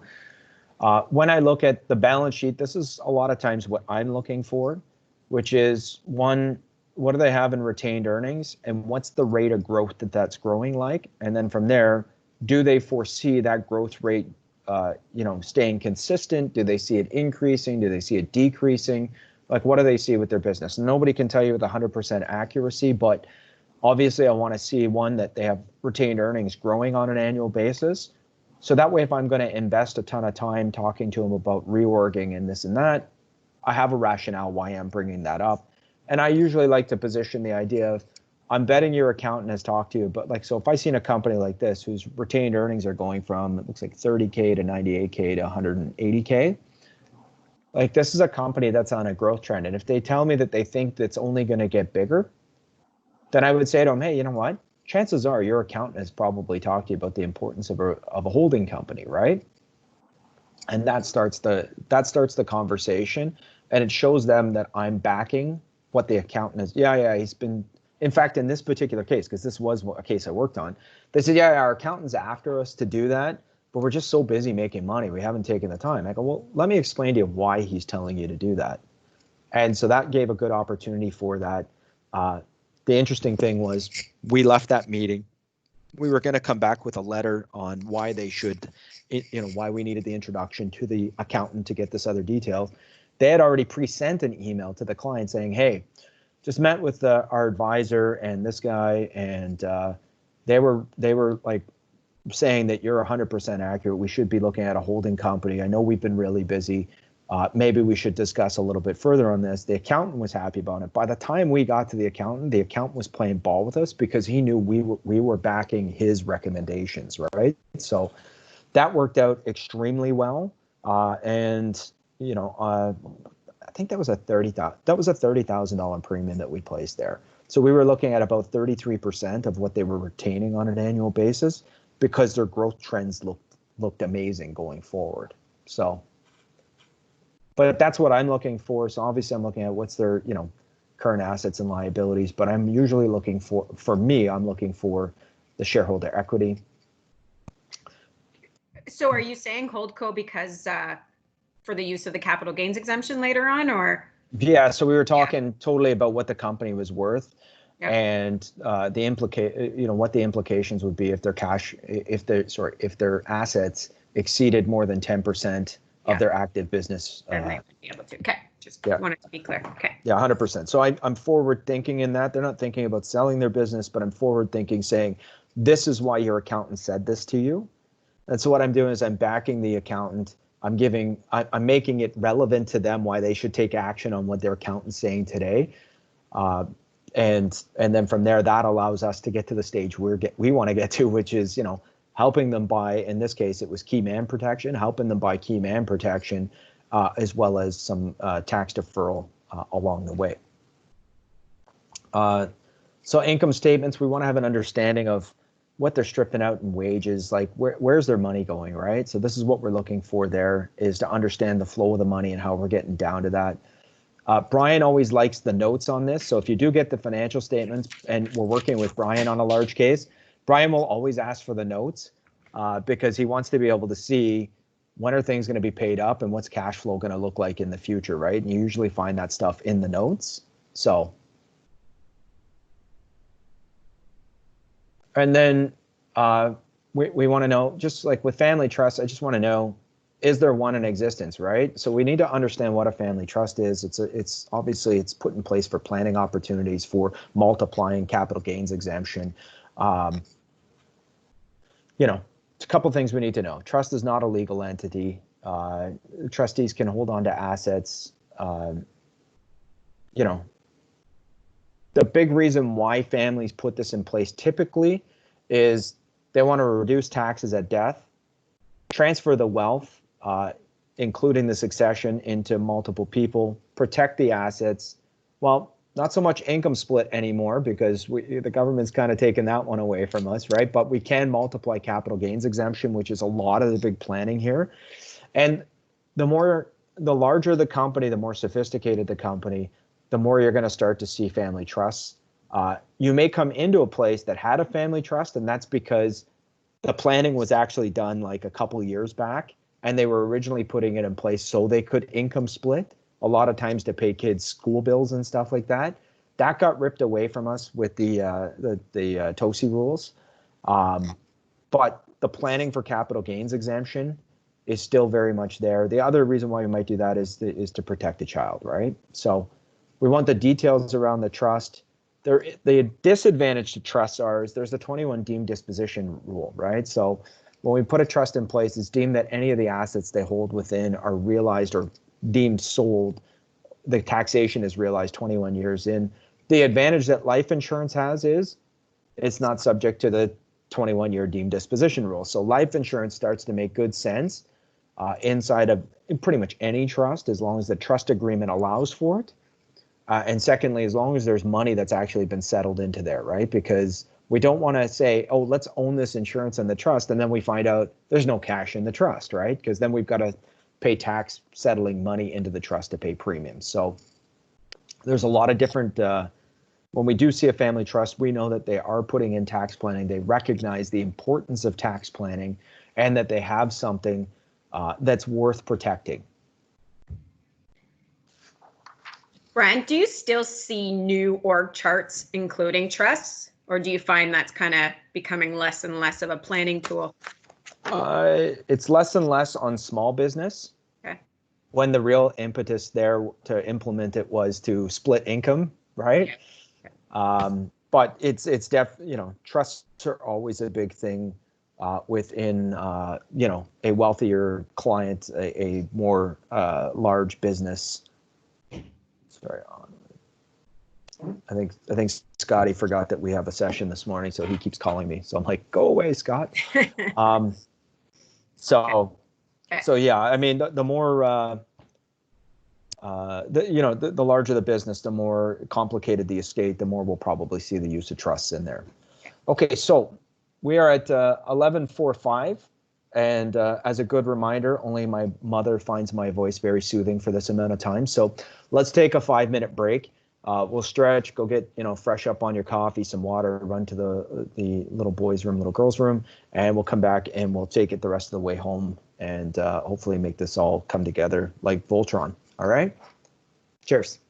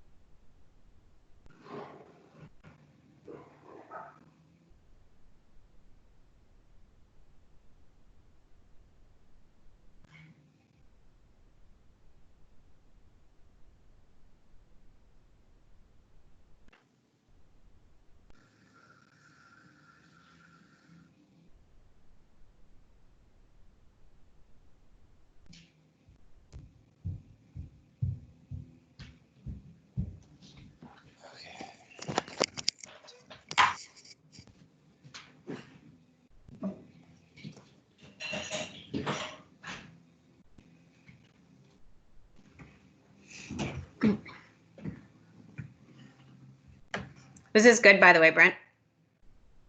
Oh, okay. Well, thank you. I appreciate the feedback. I mean, no, this is good because I've, in my previous role, I probably did, I would say about 100 business owner meetings, but I always came in because I was the insurance specialist. So this step I was never privy to, but what I could say is and you've probably could attest and agree to this, this is the most important part of the entire sale. Yeah. Garbage in, garbage out, man. Yeah. Like. And it's funny because even in my role today, I've been working with another firm who just is in this market, and they called a meeting with myself and Andrew Murray, and they've had a lot of cases come off the rails, and they are so analytical. Like, they have truly done all the math. It all makes so much sense. But the only thing that they're missing is they're not tying it to the value. Like, the business owner's not connecting to why am I spending 30,000, 50,000, whatever the number is. And this all comes to this first step that they must be failing at. It's the only thing I could think of. So I have, there's a guy, actually, I got to have another call with him. I had a call with him yesterday. He's in one of my other coaching programs, and he says, and I've known the guy, this guy's made some great sales. Yeah. Like, from a fund perspective, with the dealer he's with, he was 2 years ago, he was #1 in the country. Last year, I think he was #3 in the country. From a life insurance, he's their #1 at that firm. But he said, like, my closing ratio is so poor. It's like, I don't understand. I have great rapport with these people. Yeah. They come over for barbecues. We golf. They like me. I go through all this process. I produce a 75-page report. This thing's gorgeous. Yep. And they're not moving forward. And I'm like, yeah, because they're looking at it and saying, so what? Yeah. Like, you're not listening to how I actually deploy my cash and make my wealth. It's nice. You're nice. You're a nice guy. But you babysit the money that I give you. I create the wealth around here, though. Don't forget that. And that's the big thing we have to recognize with clients is, what's their value system? If I meet somebody that they do real estate development, or they own a business, they do second mortgages, the likelihood of you selling him funds goes way, way down, because he doesn't value that. That's outside of his value system. Yeah. And so you might say, this is really good for you, and it's got this guarantee. It doesn't give a crap about that. You might as well be whistling Dixie. He ain't moving on it, right? Because it's not what they value. And if I hand over to you that money, all I'm going to think of every day between now and the next time we meet is the lost opportunity cost of the deals I didn't go into. Mm-hmm. And so when we can put something together that doesn't break their value system, and that gives them the liquidity and the certainty and the control that they want over their I call it their legacy or their estate, or what, their empire. And I always joke with people, I say empire comes in all shapes and sizes, right? So some people that call theirs an empire, they've got a couple $100,000, and some people have $1 billion, right? So, if you've cared so much to build it, and you have the desire to transfer it intact to people, then that's an empire. It's just your empire. It's not maybe somebody else's. So the more we understand the client, the more that we can position things. And I like to try and create as much certainty on our side as possible. I'm not a big pitching guy. I'm really bad at pitching because I'm really good at getting into knowing people. So I like certainty. By the way, there's another great book. It'll be on the list. It's called Never Split the Difference by Chris Voss. Chris Voss was an FBI negotiator. And there's a lot of things in this book that you're probably doing that you got taught from previous salespeople that you don't even realize you're doing, but it's what the FBI does to negotiate with, like, counterterrorism and stuff like that. Okay. It's just stuff that and what he does now is he teaches corporations, and he's been a professor, I believe, at one of the big Ivy League schools. And what's his name? Chris Voss, Voss. It'll come in the list. Oh, so it'll be all on my list for you. We've hired someone at FH, but I think it's Chris Venn. Oh, okay. No, it's not. Because he also was in and he would negotiate. Okay, no, it's not. So one of the interesting things you get to is, and it makes so much sense, but I never really thought about it till I read that book, is you want to get to a client to a point where they say, that's right, acknowledging that the deal is right for them. The kiss of death, which most of us probably don't realize, is when the client says, you're right. You're right is all, like, it's basically, you're winning on your side of the table, but this isn't the right deal for me, and I'm going to second guess this every step of the way, basically. So it's a very interesting read, and I think everybody could benefit from it. So it will be in my list, I promise you. But and if you haven't noticed, I mean, I got a ton of books. By the way, another one you want to read, it'll come in the thing. It's about questions. This consultative selling is all about questions, right? The questions we ask, bring in the info we're going to need to go forward. Tom McCullough, who runs Northwood Family Private Office in Toronto, wrote a book called Wealth of Wisdom. Julie, by the way, this guy speaks. I don't know if you guys have ever had this guy in, but for one of your big MGA days, this may be a guy you want to hire. What's his name again? His name is Tom McCullough. It'll come in the list. Okay. You don't have to worry about it. It's the top 50 questions that wealthy families ask. Now, these are, if you know anything about family office, they run a multidisciplinary family office, which means that you have to have a minimum of $10 million in assets and other like interests like business and things like that in order to deal with them. The other type of family office is a private family office. So that's a family that's typically worth more than $50 million, and they'll employ their own CPAs and investment people and their own people. But a multidisciplinary deals with a bunch of wealthy families. And they're not trying to sell them anything. They're counseling them on their decisions and that. But this deals with so this is top 50 questions. Okay. They've handed it out to scholars and other family office people and other like really, really intelligent people from around the world that work with what families of wealth. And it's things like dealing with the question of, are we wealthy? How do you talk about your wealth with your kids, right? Philanthropy. What's going to happen with the business? It goes through a bunch of and they're independent essays. So you can read one and then skip over a few and read about another. And it talks about asset management and, what makes sense for clients. And in there, the people that write the responses also write additional questions, and they give all of the places that they source this info from. So if you're scholarly and you like to ask really good questions, that's a great book for you to have to start conversations. But it is for people of a certain wealth. So, but that's who you're trying to get to, is people that have assets and wealth. So it makes sense. The next question that we're going into, here's why. I'm looking down because I'm also following along. I'm tracking along, and I realize I haven't flipped any pages in a while. I don't really use the speaker notes because I developed a lot of this. So it's like, I don't, but then I look down, I'm like, holy crap, I'm really behind in what I've been going through here.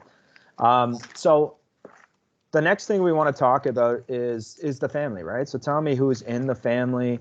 Tell me about your first wife, your second wife, the kids from those families, all that fun stuff. We want to know who they are, what they belong to. Like we need to understand who's there. We may start, and you'll see that this is why I said to me the whole questionnaire is a little disjointed, because I know in the end of this questionnaire, we talk more about kids and succession planning. Like to me, that stuff should all be together. But obviously, if you're talking about somebody's kids and they're like 5 and 6 or 3 and 13, like you're not talking to them about, do you think they're a potential successor? You're like, Junior's a nice kid, but he bangs his head against the wall and he scores goals in hockey like crazy. But I don't know if he's taking over this business, right? So,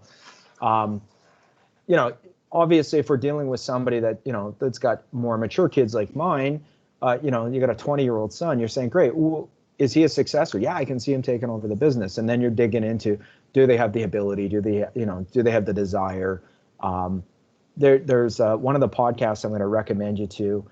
There's a great question that gets asked in one of the in the section on succession planning, which is having a meeting with the kid to ask them, where do you see the business going in the next 5 years? And if they can't articulate a plan for growing that business, it's probably a sign that they're not ready to take over that business, right? So there's a lot of ways to kind of get in there and find out. But this leads to a discussion about succession planning. If the kids are older, it also leads to a discussion about equalization. So we want to dig in and understand this stuff.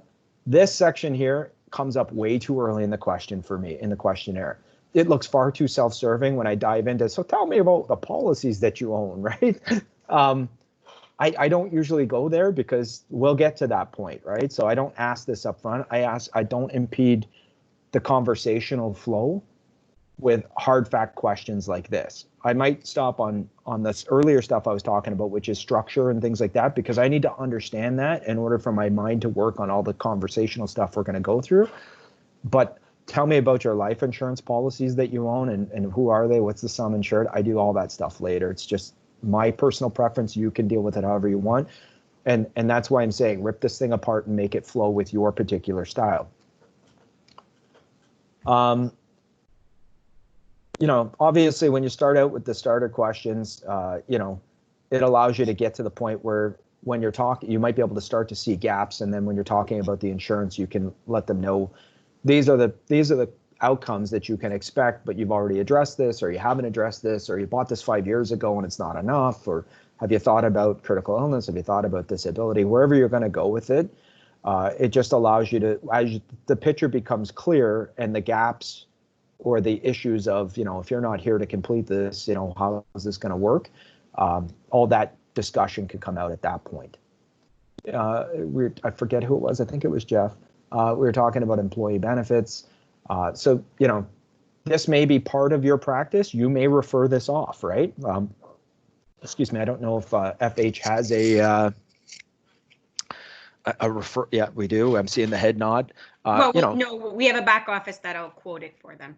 We don't okay. have, yeah, we'll help them do all this. Yeah, so it just depends on what you want your business to be about. If you're not going to do this yourself, then you should have somebody that you set up and you take a piece on that, right? But you should understand their philosophy and process, so that way you feel comfortable knowing that they're not going to wreck your relationship, right?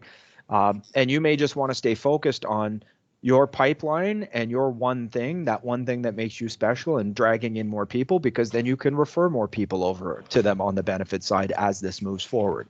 It's the same thing on money. If you don't feel comfortable enough talking about money, go find yourself somebody that you philosophically believe in their process and what they do with people. So when it's appropriate, so when you're not breaking a client's value system, if they have somebody managing their money, you can bring somebody out for that. Like one of the guys in the other course, he's a big money manager. So in the Financial Horizons Toronto course, he's a CFA, really bright guy. You know, there's a guy you might partner with, right? Because he may not be as adept at insurance. So you might be able to create a good marriage there. And when I look on your website, it says, hey, this is Julie. Julie's an absolute, and you know, Julie helps clients grow their wealth in these phases. She's a CFA. What this means to you is blankety, blankety, blank, right? So it just makes it look like I have a deeper team. They may be individuals that are just working on my team together, but I have an understanding of their process and what they do with clients, so I can articulate why that matches with certain clients and why I'm putting them over there. But you want to have an understanding of what it is they offer, and is there an opportunity for you to help them with that with somebody on your team, or directly yourself if you specialize in that. Oh my gosh, I'm way behind once again. So with the fact finding, we want to know, does your business qualify for the small business deduction? You'll look at Ontario and say, well, Brent, Ontario's not at 12.5, they're at 12.2 now. And yes, this was created last year and is in the process of getting updated, but it does take a bit of time to get to that. So you just want to understand, like, do they qualify for the small business deduction? If they're above 500,000, what does that mean? They're in the general active business rate of 26.5. You know, if they have a holding company, which we'll get to in a second, you'll be talking about, you know, how the tax system works on passive investments. What's the current value of the business? Now, you may have covered this off when you were doing your flow chart. So for me, I would have already probably covered that off when I was going through the flow chart stuff. And sometimes I'll say, you know, what do you think the fair market value of the business is?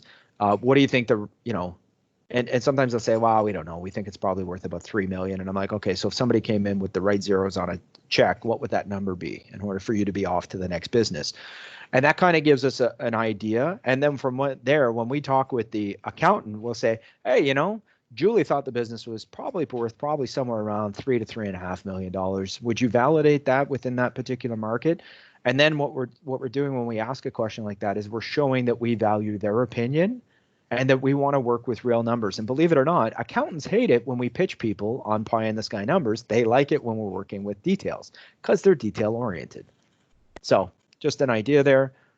So what's the ACB of the shares? What's the outstanding shareholder loans? Just getting all that info, and you may have already gotten that, as I said before. Is there a holding company? This is where I think we don't dig in well enough. Sometimes I think we hear the word holding company, we just assume it's stock full of cash, right? What we want to find out is what's in the holding company. So like, what's the portfolio consist of in there? Is it property? Is it stock? Is it fixed income?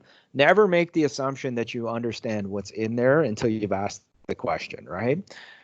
Then you want to find out what sort of rate of return are you getting on those assets?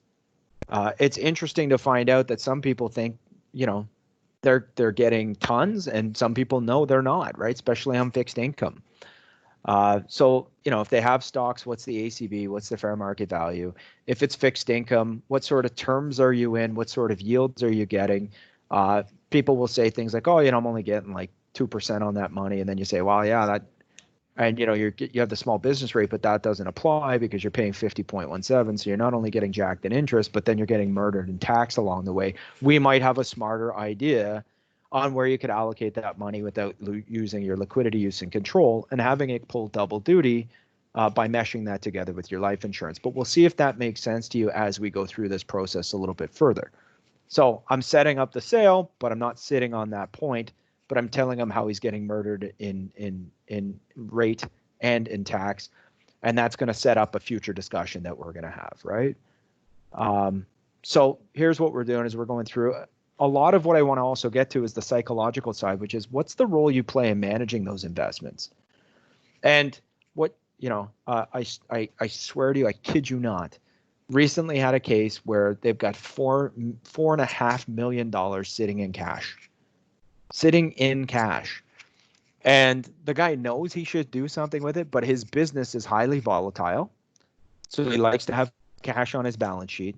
And he takes so much risk in his business that his business he views mentally. He doesn't know this, but this is the reality, right? And Moshe Milevsky, if anybody knows who Moshe Milevsky is, he's the guy who came out and talked about the sequencing of events and how it ravages people's retirement income. And he talked about, he's one of the catalysts for annuities and GMWBs when it all came about. But he has this theory, and he talks about sizing people up by saying they're either a stock or a bond, usually. So if they're an employee, they have a fixed limited way of earning income. It doesn't really vary massively in any given year. And so those people are employees and they're a bond in mentality. And they usually have to take more risk in their portfolios with stock, right? Because they need to have that grow to be able to carry them the third of their life. They're not going to make any income. With business owners, depending on the type of business, they may be a stock. They're able to make explosive yields and great wealth. And thus you'll find that a lot of times they're looking at more of a fixed income play, because that's how they're balancing out their portfolio in their mind, right? Because they're taking all the risk in their business and they're banking on themselves. So I always want to know what's their like, who's actually on the team of managing these investments and what's their role, and what's your philosophy, or what's, Julie, can I get you to just read me the line behind the in the very corner? What's your philosophy or relationship with regards to, I think it's probably money. But it is okay, money. Good. Yeah. Thank you. Sorry, it's blocked. It's blocked by the screen, so there's some things I got to take a stab at. Actually, if I just remembered to flip forward, I could have read that. And so, you let them tell you what they put their money in and why they choose those things, right? And sometimes they'll say, geez, I don't even know why I put my money into that. It's just, I know that I'm getting screwed in return, but you know what? I'm okay with it because I need to stay focused on what I'm doing on this new division we've just launched or something like that. And so that kind of tells you psychologically what they value and what they'll buy into, right? So, and that gives, without that, we're kind of pitching in my mind, right? So I think that we've had more success when we know this stuff. So tell me about your team of professionals, your accountant, your lawyer, investment advisor. How long have you been working with them? Do you like them? Do you not like them? What's the, with the accountant, I a lot of times I like to say, what do you think the most important piece of planning your accountant's ever put in place here? Like, what do you think the real value of your accountant is? And I'll just say, like, I'm not judging them. I'm just trying to get an understanding of what it is you value, right? And they'll say, oh, we did this reorg a couple of years ago and we passed the gross shares on to the kids, and that's going to save us a whole bunch of tax. And now it's like, okay, I understand now. Okay, you will pay for advice. If you have somebody that did a reorg on the advice of their accountant, means one, they value their accountant, and two, they ain't afraid to spend money where they see value, because a reorg is going to cost you, man. It could cost you up to, like, I've seen them cost up to like 60 grand. On not very massive companies, but for profitable companies. So if somebody's going to spend that sort of money, they value advice. That's a great client for us, because we want clients that don't want to do it themselves, but value our advice. And we're going to make sure that we're constantly adding value into their life. That's our promise to them, right? The last one's always a fun one to talk about. Do you feel you pay too much in tax? I've been engaging people online over the last while and talking about this. And then I asked them now, I go, do you feel that, given the whole like bailouts of CERB and everything else, do you think we're going to pay more in tax or less in tax in the future? And that starts a discussion, and then I'm able to kind of share my thoughts, and they're able to share their thoughts.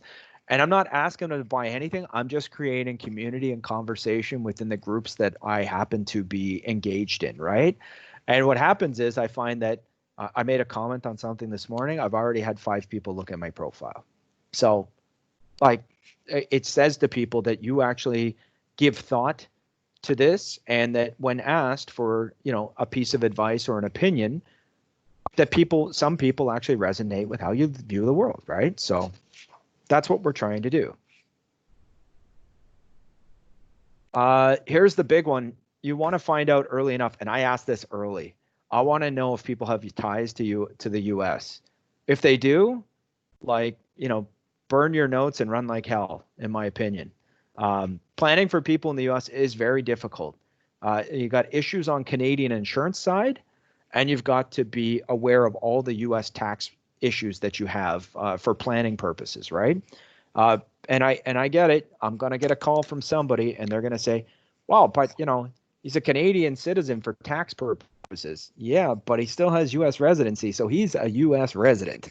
And so he's a US citizen, which means that he has to make sure that his wealth doesn't exceed their US estate tax rules, that if he buys insurance, it has to be structured correctly so it doesn't get included into his US estate. And there are anything you sell them in Canada has to conform to US tax rules, and there's usually some sort of there's a fee that's associated with setting up Canadian insurance. So honestly, I try and run like crazy when I hear US, or I say use somebody from the US. Like you can use me. I think, Julie, do you guys work with AmCam Financial as well? Yeah. Yeah. So, listen, you're better to split the deal with Ray at AmCam Financial or McKinnon. Oh, I can't think of his first name. Sorry. You're better to split the deal with them and take your end and know that it's been structured correctly and you're not going to have an issue, or else you're going to have to go find yourself a US tax accountant and potentially a US actuary to make sure what you're doing isn't going to blow up and be problematic for them in the future. So you don't have to listen to me. Totally fine with that. But just be prepared to defend your work if you do move ahead with it. That's all I'm saying. Have the owner and his spouse used any or all of their capital gains exemption? So I guess it depends on, whether they've done an estate freeze, whether they've actually sold some shares or anything like that. They may have exercised capital gains exemption back when it was $500,000, and now it's I think it's 882 this year. There's a way to, do freezes and refreezes, and refreezes right now were a big thing through COVID because a lot of people's businesses went down in value. So you just want to find out, have they used this? If so, how much did they use? If they haven't used it, what do they know about it? And this could be a place where this question is always a good one when we're talking about, you're starting to retain good money. Your accountant's probably talked to you about an accountant and making sure that your capital gains exemption is still in play, that you don't invalidate that. And so it's a way for us to now educate them on what that is and why that's important to them. I'd always like to find out, how long do they plan to keep the business? Let me just be mindful of my time. So we got 15 minutes, so I'll keep moving here. That's a good one to know, right? Like, so, if they plan on selling the business, and that's always a question, like, what's the time horizon on that, right? Now, that could get accelerated, but they might say, you know what, we're going to run this for the next 10, 15 years, and then we intend to sell it. That could mean that, hey, somebody came in from the US and I had a company that we did planning for, I think it was 15 years, and we made sure everything was going to be cool if it took 5 years longer or it happened 5 years earlier. And literally 3 years after that, they got bought out by somebody in the States, right? So they're now out of that business into their next business. But, the way we structured all their planning made total sense for them. So that's good. You want to talk to them about, do you plan to fully retire? If so, when? What does that look like? So they might plan to retire, but they may plan on junior taking over the business, which means that they're going to still be half in and out of the business. Like, what's that actually mean to them? How much do you think you'll need to save for retirement? How active would you like to be in the management of your portfolio? You may already have that, because if they're managing all their assets now, the likelihood of them just turning that over to a money manager in the future, probably slim to none, right? So, they're just good questions to get the ball rolling as to what they're thinking about the sale, whether they're thinking about a sale or a transition. And you're going to get things like, I don't plan to retire, so you just want to know, like, what would happen to the business if you retired? Will your current business plan achieve that goal? So you might be planning on making an exit from your business at 60, but all of a sudden you realize that your assets won't actually carry you for the balance of your life that way, right? So it's important to note. And I think, as we go through market turmoil, it's always a good conversation to have with people after we've made those initial conversations of, hey, you got a plan, don't freak out and sell everything. Here's what's, more than likely to happen, sort of thing, right? Which I think you've all done a great job on doing. I love this question, by the way. It comes to me from a friend of mine. But if what you thought to be true about your business plan turned out not to be, when would you like to know that? By the way, that works for, if what you thought to be true about your retirement plan turned out not to be, like, when would you want to know that? Like, there's only one answer to that, right? It's now. Like, I want to know that now. I don't want to put another dollar in this thing if it's not going to go anywhere, right? Like, if it's not going to get me to where I want to go. So that's a great thought-provoking question that creates an immediacy and a call to action for them to actually start looking at their planning and being more serious towards it, especially if they've bought stuff. And let's face it, people buy stuff all the time. But they may have bought it at a different time of their thinking and a different time of their business, right? And so before you were heading in one direction, and now you're building this business into a modern contemporary home, but you have all this antique furniture that may not fit anymore, right? So we may have to look at where it is you're driving the bus and decide what stays and what goes and what needs to be implemented in order to make sure that your family gets the business with minimal disruption, that the banks aren't going to come in and call loans and all that fun stuff, right? So is this a business or is this a practice? Many people don't really know the difference, or they'll say, what's the difference? Practice dies with you. A business means if you don't walk in here in the next month, 2 months, 3 months, that you still have a business to return back to, right? Like, we've got key people in place, and it's not just all reliant on you. And planning takes a bit of a different approach when everything's reliant on you walking through the door, right? Especially too, because we know if this business only works with you walking through the door, that probably speaks to the risk to your family and the need for protection in a big way. Is your business built to sell or built to last? I stole that line from Jim Collins. So if everybody remembers, he wrote a book called I think he wrote a book just called Built to Last. That's what it was called. I think I augmented it to say Built to Sell or Built to Last. And that was really to get to the point of, are you planning on transitioning this to the kids, or is this a company that you're going to grow and that you intend to flip and get out of and you'll be in the next business? Believe it or not, that's a great question, because they'll talk to that question for a long time, right? And you'll actually find out, yeah, no, I'm just getting this off, especially with like tech companies and that. No, we intend to be bought out. Like, we do not intend to have this business more than a couple of years. It's good, especially with people that do that own like multi-res or real estate of any sort. Understanding their philosophy on what they're going to hold will tell you whether we're planning for an eventual tax liability at death, or if they intend to flip all those and they'll pay those capital gains as they go through life. So important to know that stuff. There's just a lot of people that obviously don't know. but do you have enough liquidity on hand to survive the loss of the founder, right? So your family's got all their assets tied up in this business. One, is there a playbook? By the way, there's a thing called the TEC, the executive chair.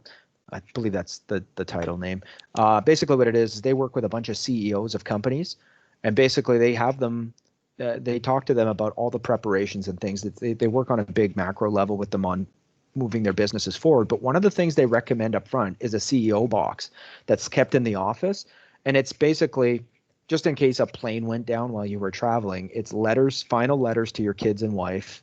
It's, you know, leaving one of those documents that we've seen life insurance companies use for years, but for the business, saying, where are all the accounts? Do we have money in a new division? Like, where's everything? But it also goes as far to say, if I died tomorrow, here's who I would hire or I would go after and throw a bunch of money and shares at in order for this business to still run or to be saleable, right? Like, who would I go sell this business to? Who would I try and attract? It is a more mature way of thinking, obviously, because we've got to think about our mortality and our potential demise.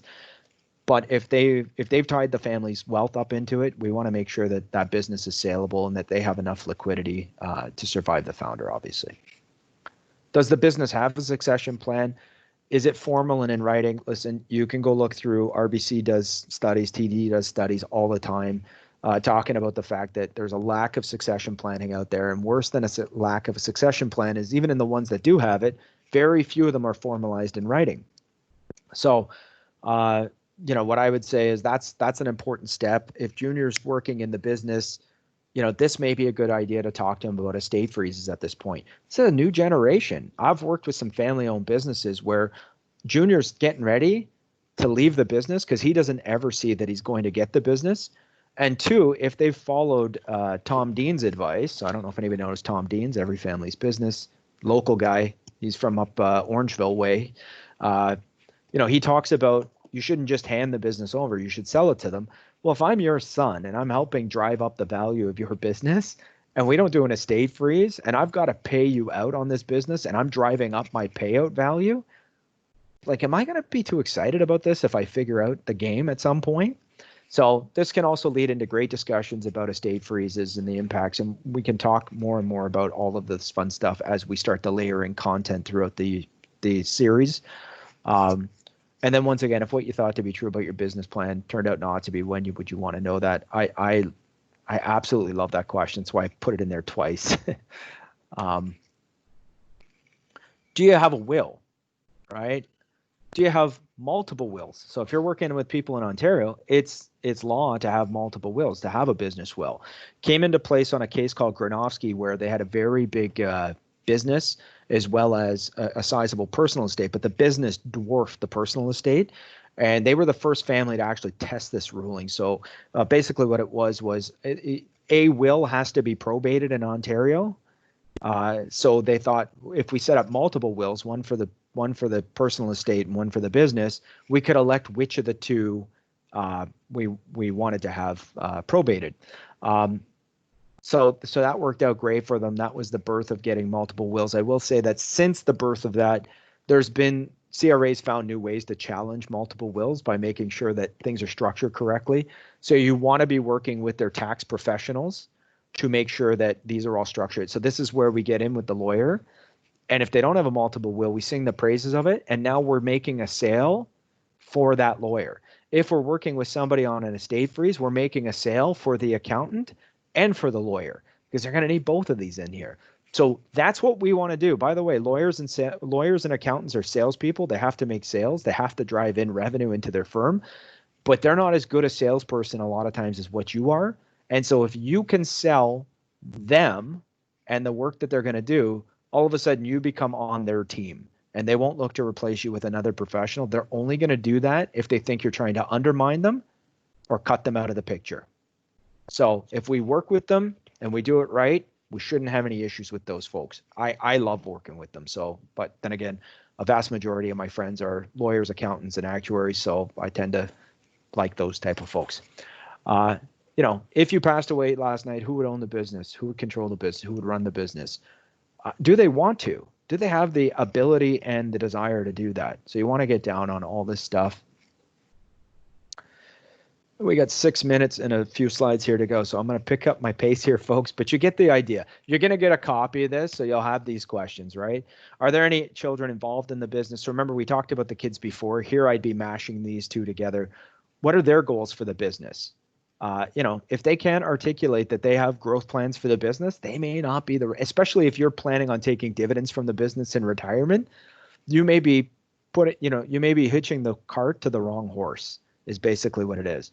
The other thing is there's some finesse around here that if the kids are going to succeed you, but a third party offer comes in, you need to have that discussion with them about, if we get a large check that comes in, we're selling it, and here's how here's what you can expect out of that as far as compensation, right? So there's a whole bunch of finesse and rules that go with planning for businesses. Are there any children not in the business? So here we're going to talk about equalization. Equalization does not mean equal. It just means that, while one kid may be getting a business and all the risk that comes with the business, the other kids may be getting the cottage, the house, and any of the outside cash that comes with it. Ask for a copy of the will so you can see whether this has been addressed. But I will tell you that typically the business owner may not be thinking on this. But I'll tell you that typically the spouse is thinking on this.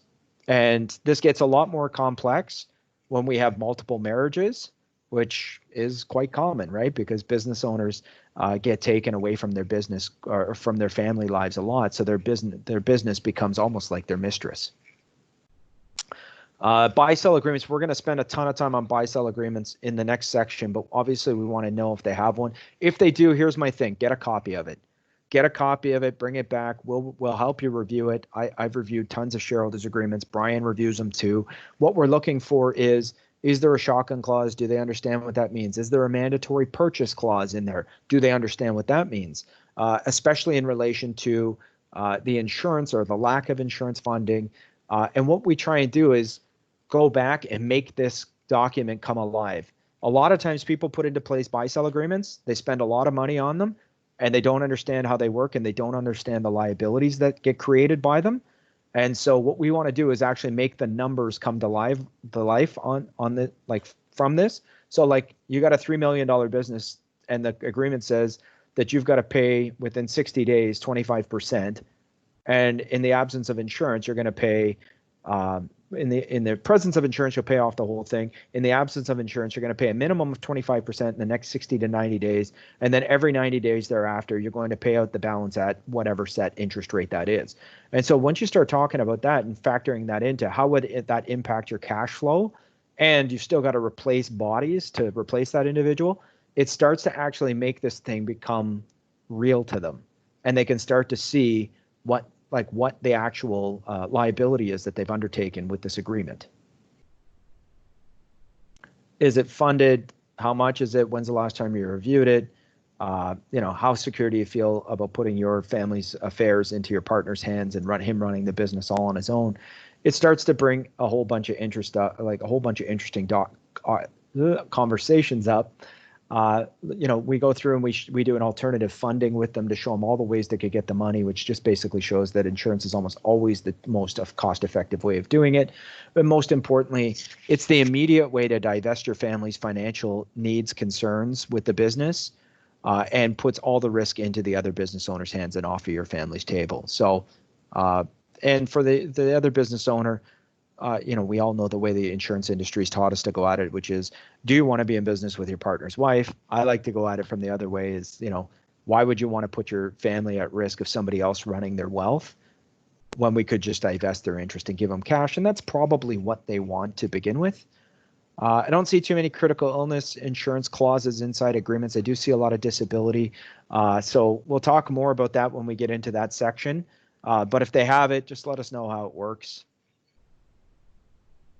Other good probing questions here, that you can ask them. I'll let you guys, when I send this out, you can read through these questions if you like them and they resonate. Here's the thing with questions, right? Like, I know that there was things my father would teach me to ask people that just like stylistically, we couldn't have been more different, me and my father. Like, so if this stuff works and resonates with you, great. If it doesn't, replace it with something else that does, right? Like, I'm not a big power line guy. I couldn't slam the table and stuff like that. That wasn't my style.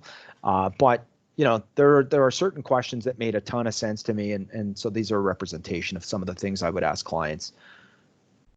Key person, who do you have here that's key? What's the impact to the operations if you lost them? How much would it cost you to go find a replacement? What would be the lost revenue? It just starts the conversation around that. Let me just kind of power through business loans. So this is a good one. This is typically what keeps them up at night, folks, is the business loans and the personal guarantees that they put against it. So remember I said, people say, what keeps you up at night? A lot of times clients won't answer that. But what I will say is when you get into talking about outstanding business loans and the fact that they've had to, put up their house and everything else, this a lot of the time is what keeps them up at night, is to make sure that their business is going. And then God, if they're not here, so if they're not given the time, right? Ben Feldman said nobody has a lease on life. If given the time, they'll make good on everything. They'll drive their business forward. They'll pay off the loans. But if they're not here, a lot of times what's keeping them up at night are these personal guarantees they've put against business loans. So we can help them with that. And there's a lot of programs. There's Desjardins has a disability debt product. Life insurance pays it off in the case of life. There's a lot of options that we have we can talk to them about. We want to know personal guarantees. So I was just talking about that. Get a copy of their agreements. And then here's just some general questions. I know somebody told me in one of the sessions, I would never use the word legacy with somebody. It sounds so, I don't care what words you use. Use whatever freaking word makes sense to you, man. But for me, I like to talk about legacy because legacy is important to people that are building things, right? If not, they wouldn't be building things. So it's not a dirty word to me. I use it quite a bit. And I just want to know, if you were the author of this story and you could script whatever you want, describe to me what that would look like, right? Do you have a philanthropic strategy? What's your family's, what you'll find is, so I worked with a family once that the guy owned a couple car dealerships, and he would just write checks to anybody that came in. So he'd buy a table at things, and he donated all. He was a very generous man. And I said, have you ever looked at how much those checks value every year? He goes, my accountant deals with that. I just write the checks and go on about writing my business. What we found out was he was spending over 6 figures in charitable donations with no real direction on that. What we did was we put him in front of a consultant that deals with philanthropy. We developed a strategy, and part of that strategy was that he felt really good when he was giving because he came from nothing. And part of the strategy was a life insurance policy that would give to the charities that were closest to his heart that we found he kept writing checks to, right? I said, well, what happened if you're not here to write those checks? And he's like, well, I guess they wouldn't get any money, right? But, it'd be nice if they could, I guess. And that's what we put in. We put a philanthropic strategy in. So that's how you can transition into that. And then we talked about all the tax advantages and all that fun stuff. All that comes with it. So it's just additional questions that you can talk to them about. I know I wrapped up that very last little bit extremely fast, but I don't want to hold you longer. I will hang on for a few minutes if anybody wants to stay, anybody has questions. I respect that you all have schedules you're keeping, and if you got to go make lunch for kids, or you got a sail or a golf game. I see Ernie in that golf shirt. I'm thinking that guy looks perfect to be on a course right now. So if you want to stay, you have questions, happy to stay on. Happy also, I think in my email that I send to everybody will be my direct mobile number. You can send me a text if you want to set up a direct call one-on-one and discuss anything within here. What I'm going to follow up and send to you is I'm going to send a listing of the books that I mentioned, the podcast that I mentioned. I'll try and refine that website, which links to that video on the guy's website of the Jan Dow guy, the guy that deals with the dentist that I was talking about. Was there anything else and the fact finder. I'll send you the corporate fact finder too, so you can have a look at that and you can rip it apart, do whatever you want with it. So that's my deliverables to you. My number's in there if you want to chat privately because you don't feel comfortable talking in a public format. Happy to have that chat with you privately. And now I shut up and I leave it to you guys. That's good. Thanks a lot, Brent. Bye, Ernie. Bye, Adam. Bye, Todd. Unless you guys have questions, I have a question. Brent. Sure. I don't know if you really touched on this at the beginning. Do you have any, I hate to use it as taglines, but I think what advisors struggle with is how to even open that conversation with the business owner. You know, I have one advisor, he always says, are you retaining surplus cash in your corporation? That's his tagline. Mm-hmm. Do you, from the successful advisors, do you have any 1, 2, 3 taglines that you could share when you send out the email? Because you're not going to start doing a fact, like there's got to be no. You know what I mean? This is you got to get the fish on the hook, right? You got to get the fish on the hook. And what is, in your opinion, and everyone's got a different style, what is that fish on the hook? Yeah, and I've heard it just depends on it depends on your overall marketing and how you're generating the lead into you, right? Like, yeah. So I'll think about it. I'll give some thought to it, because I know some people have shared with me like what their elevator pitch is. Yeah. I don't really have an elevator pitch. That's stylistically just doesn't work with me. But once I create conversation with, I'm a friendly dude. Like, yeah. I also have that face that everybody, like, I don't know if you're like that, but for me, I always get that, I know you, right? And I'm like, hey, I don't think we know each other. And if that person owes you money, I'm definitely not that guy, right? And so, but I'll start up a conversation and I get to know people, right? And then from there, I'm like, I don't know, I get people to open up, and then I usually hit them with 1 or 2 things. But I use a lot of the, oh, that's what you do. It's like, if what you thought to be true about your planning turned out not to be, when would you want to know that, right? Okay. Or, so I've got different ways on how I handle it, but I'm not like, I'm not actively looking to put fish on my line, right? So I'll give a thought to how some of the other guys I do it, because I do know some guys, there's some. I'd love to know what top people, what is their, because I think and maybe correct me if I'm wrong, the primary reason people are intrigued by this is because it's saving them tax. It's a more tax efficient strategy. So life insurance works for that reason, and they're always willing to save money in taxes or do some, so I feel that's a big one, but I don't know. For me, I do a lot of stuff. So if you take a look at, I can share those out too with folks. A lot of the stuff I do is obviously very tax driven, right? But a lot of it is letting people is one, I focus a lot on recapturing the wealth that we transfer away. Okay.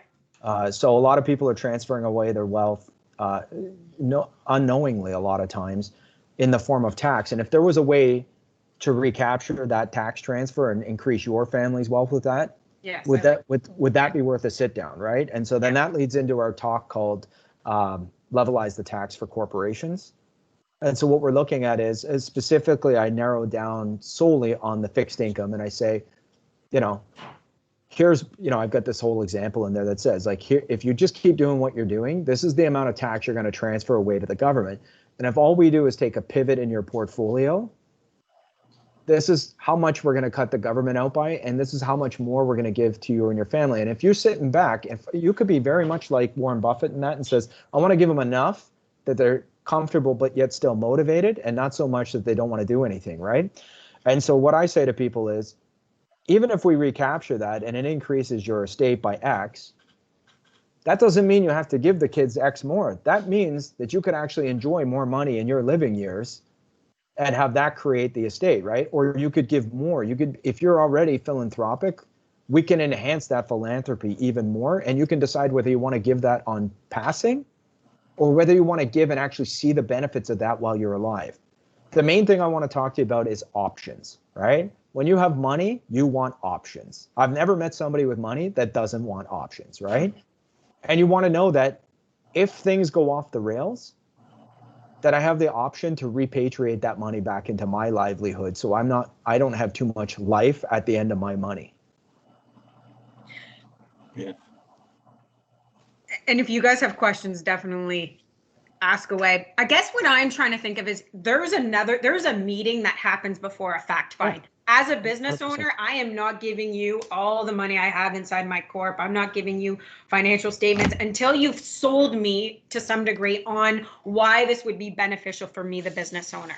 I call that creating simpatico. Until we have simpatico, until we have a relationship, we're not going to the second base before we have a relationship, right? So what is that? What I feel like this missed for me anyways. What did you do to get me engaged that I'm now willing to give you all my financial statements and tell you everything, which is pretty dear to my heart in terms of what my practice looks like?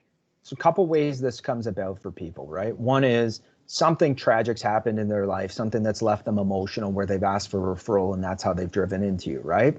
Yeah. So in those scenarios, we get to phase 2, the fact find stage, a whole lot faster, right? Because we've had a transference of trust from somebody that I trust, right? And I know that Dave spoke highly about the process that you have, and I've probably checked you out and everything seems to line up. So that transference of trust gets us there a whole lot faster. When I'm starting cold, and if you've worked in this business for any degree of time, I often laugh because one of my good friends, John, he'll say, do you know it's taken us 5 years to get to this point? So it's been 5 years that he's been bringing that wealth. And it could be a guy that's worth $100 million, right? Like, so every sale has its start and its incubation period. I don't think there's a magic bullet that says you say this and man, you are in there, right? But I do think there's ways that you start the conversation. And I think you start to develop a process and methodology that, it's almost like a dance, right? It's like I don't know when you're going to hit that tipping point and take me to that next level.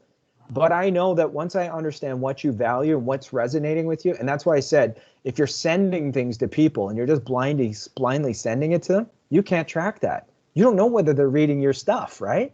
So you have to be using a system that becomes trackable. And I understand I'm asking you to do more work than what you may have done in the past. But if you want to make more money than what you have done in the past, then you've got to start doing things in a more methodical business format, right? And so I don't have that magic one bullet, but I will think of, I'll even go back and maybe even question some people as to, hey, like, how does the conversation start? How do you get introduced to people? And what would you say, like, once you get introduced to them? I'm happy to put something together. In fact, it makes sense. I'll do it because you know what?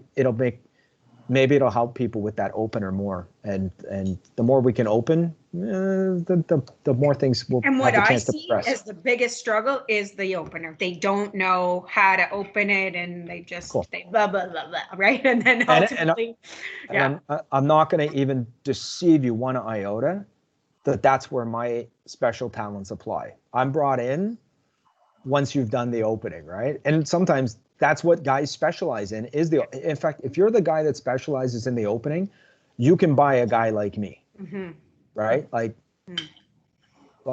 that's the big key is the guys that are really good at opening and that do the majority of this business. They got accountants and actuaries and lawyers on their staff. They've got guys like me on their staff, right? Like if they're already doing the planning for the business owner for whatever reason, then I think it's easy. It's when it's a true, yeah, exactly. Yep. Yeah. And that's why you have to know where they're hanging out, and you want to become a known commodity and a thought contributor in that market space.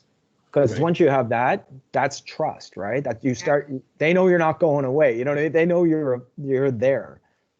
Okay. Go ahead, Todd. I think you had a question, didn't you? Or did we cover it? No, sorry, I'll shut up, Todd.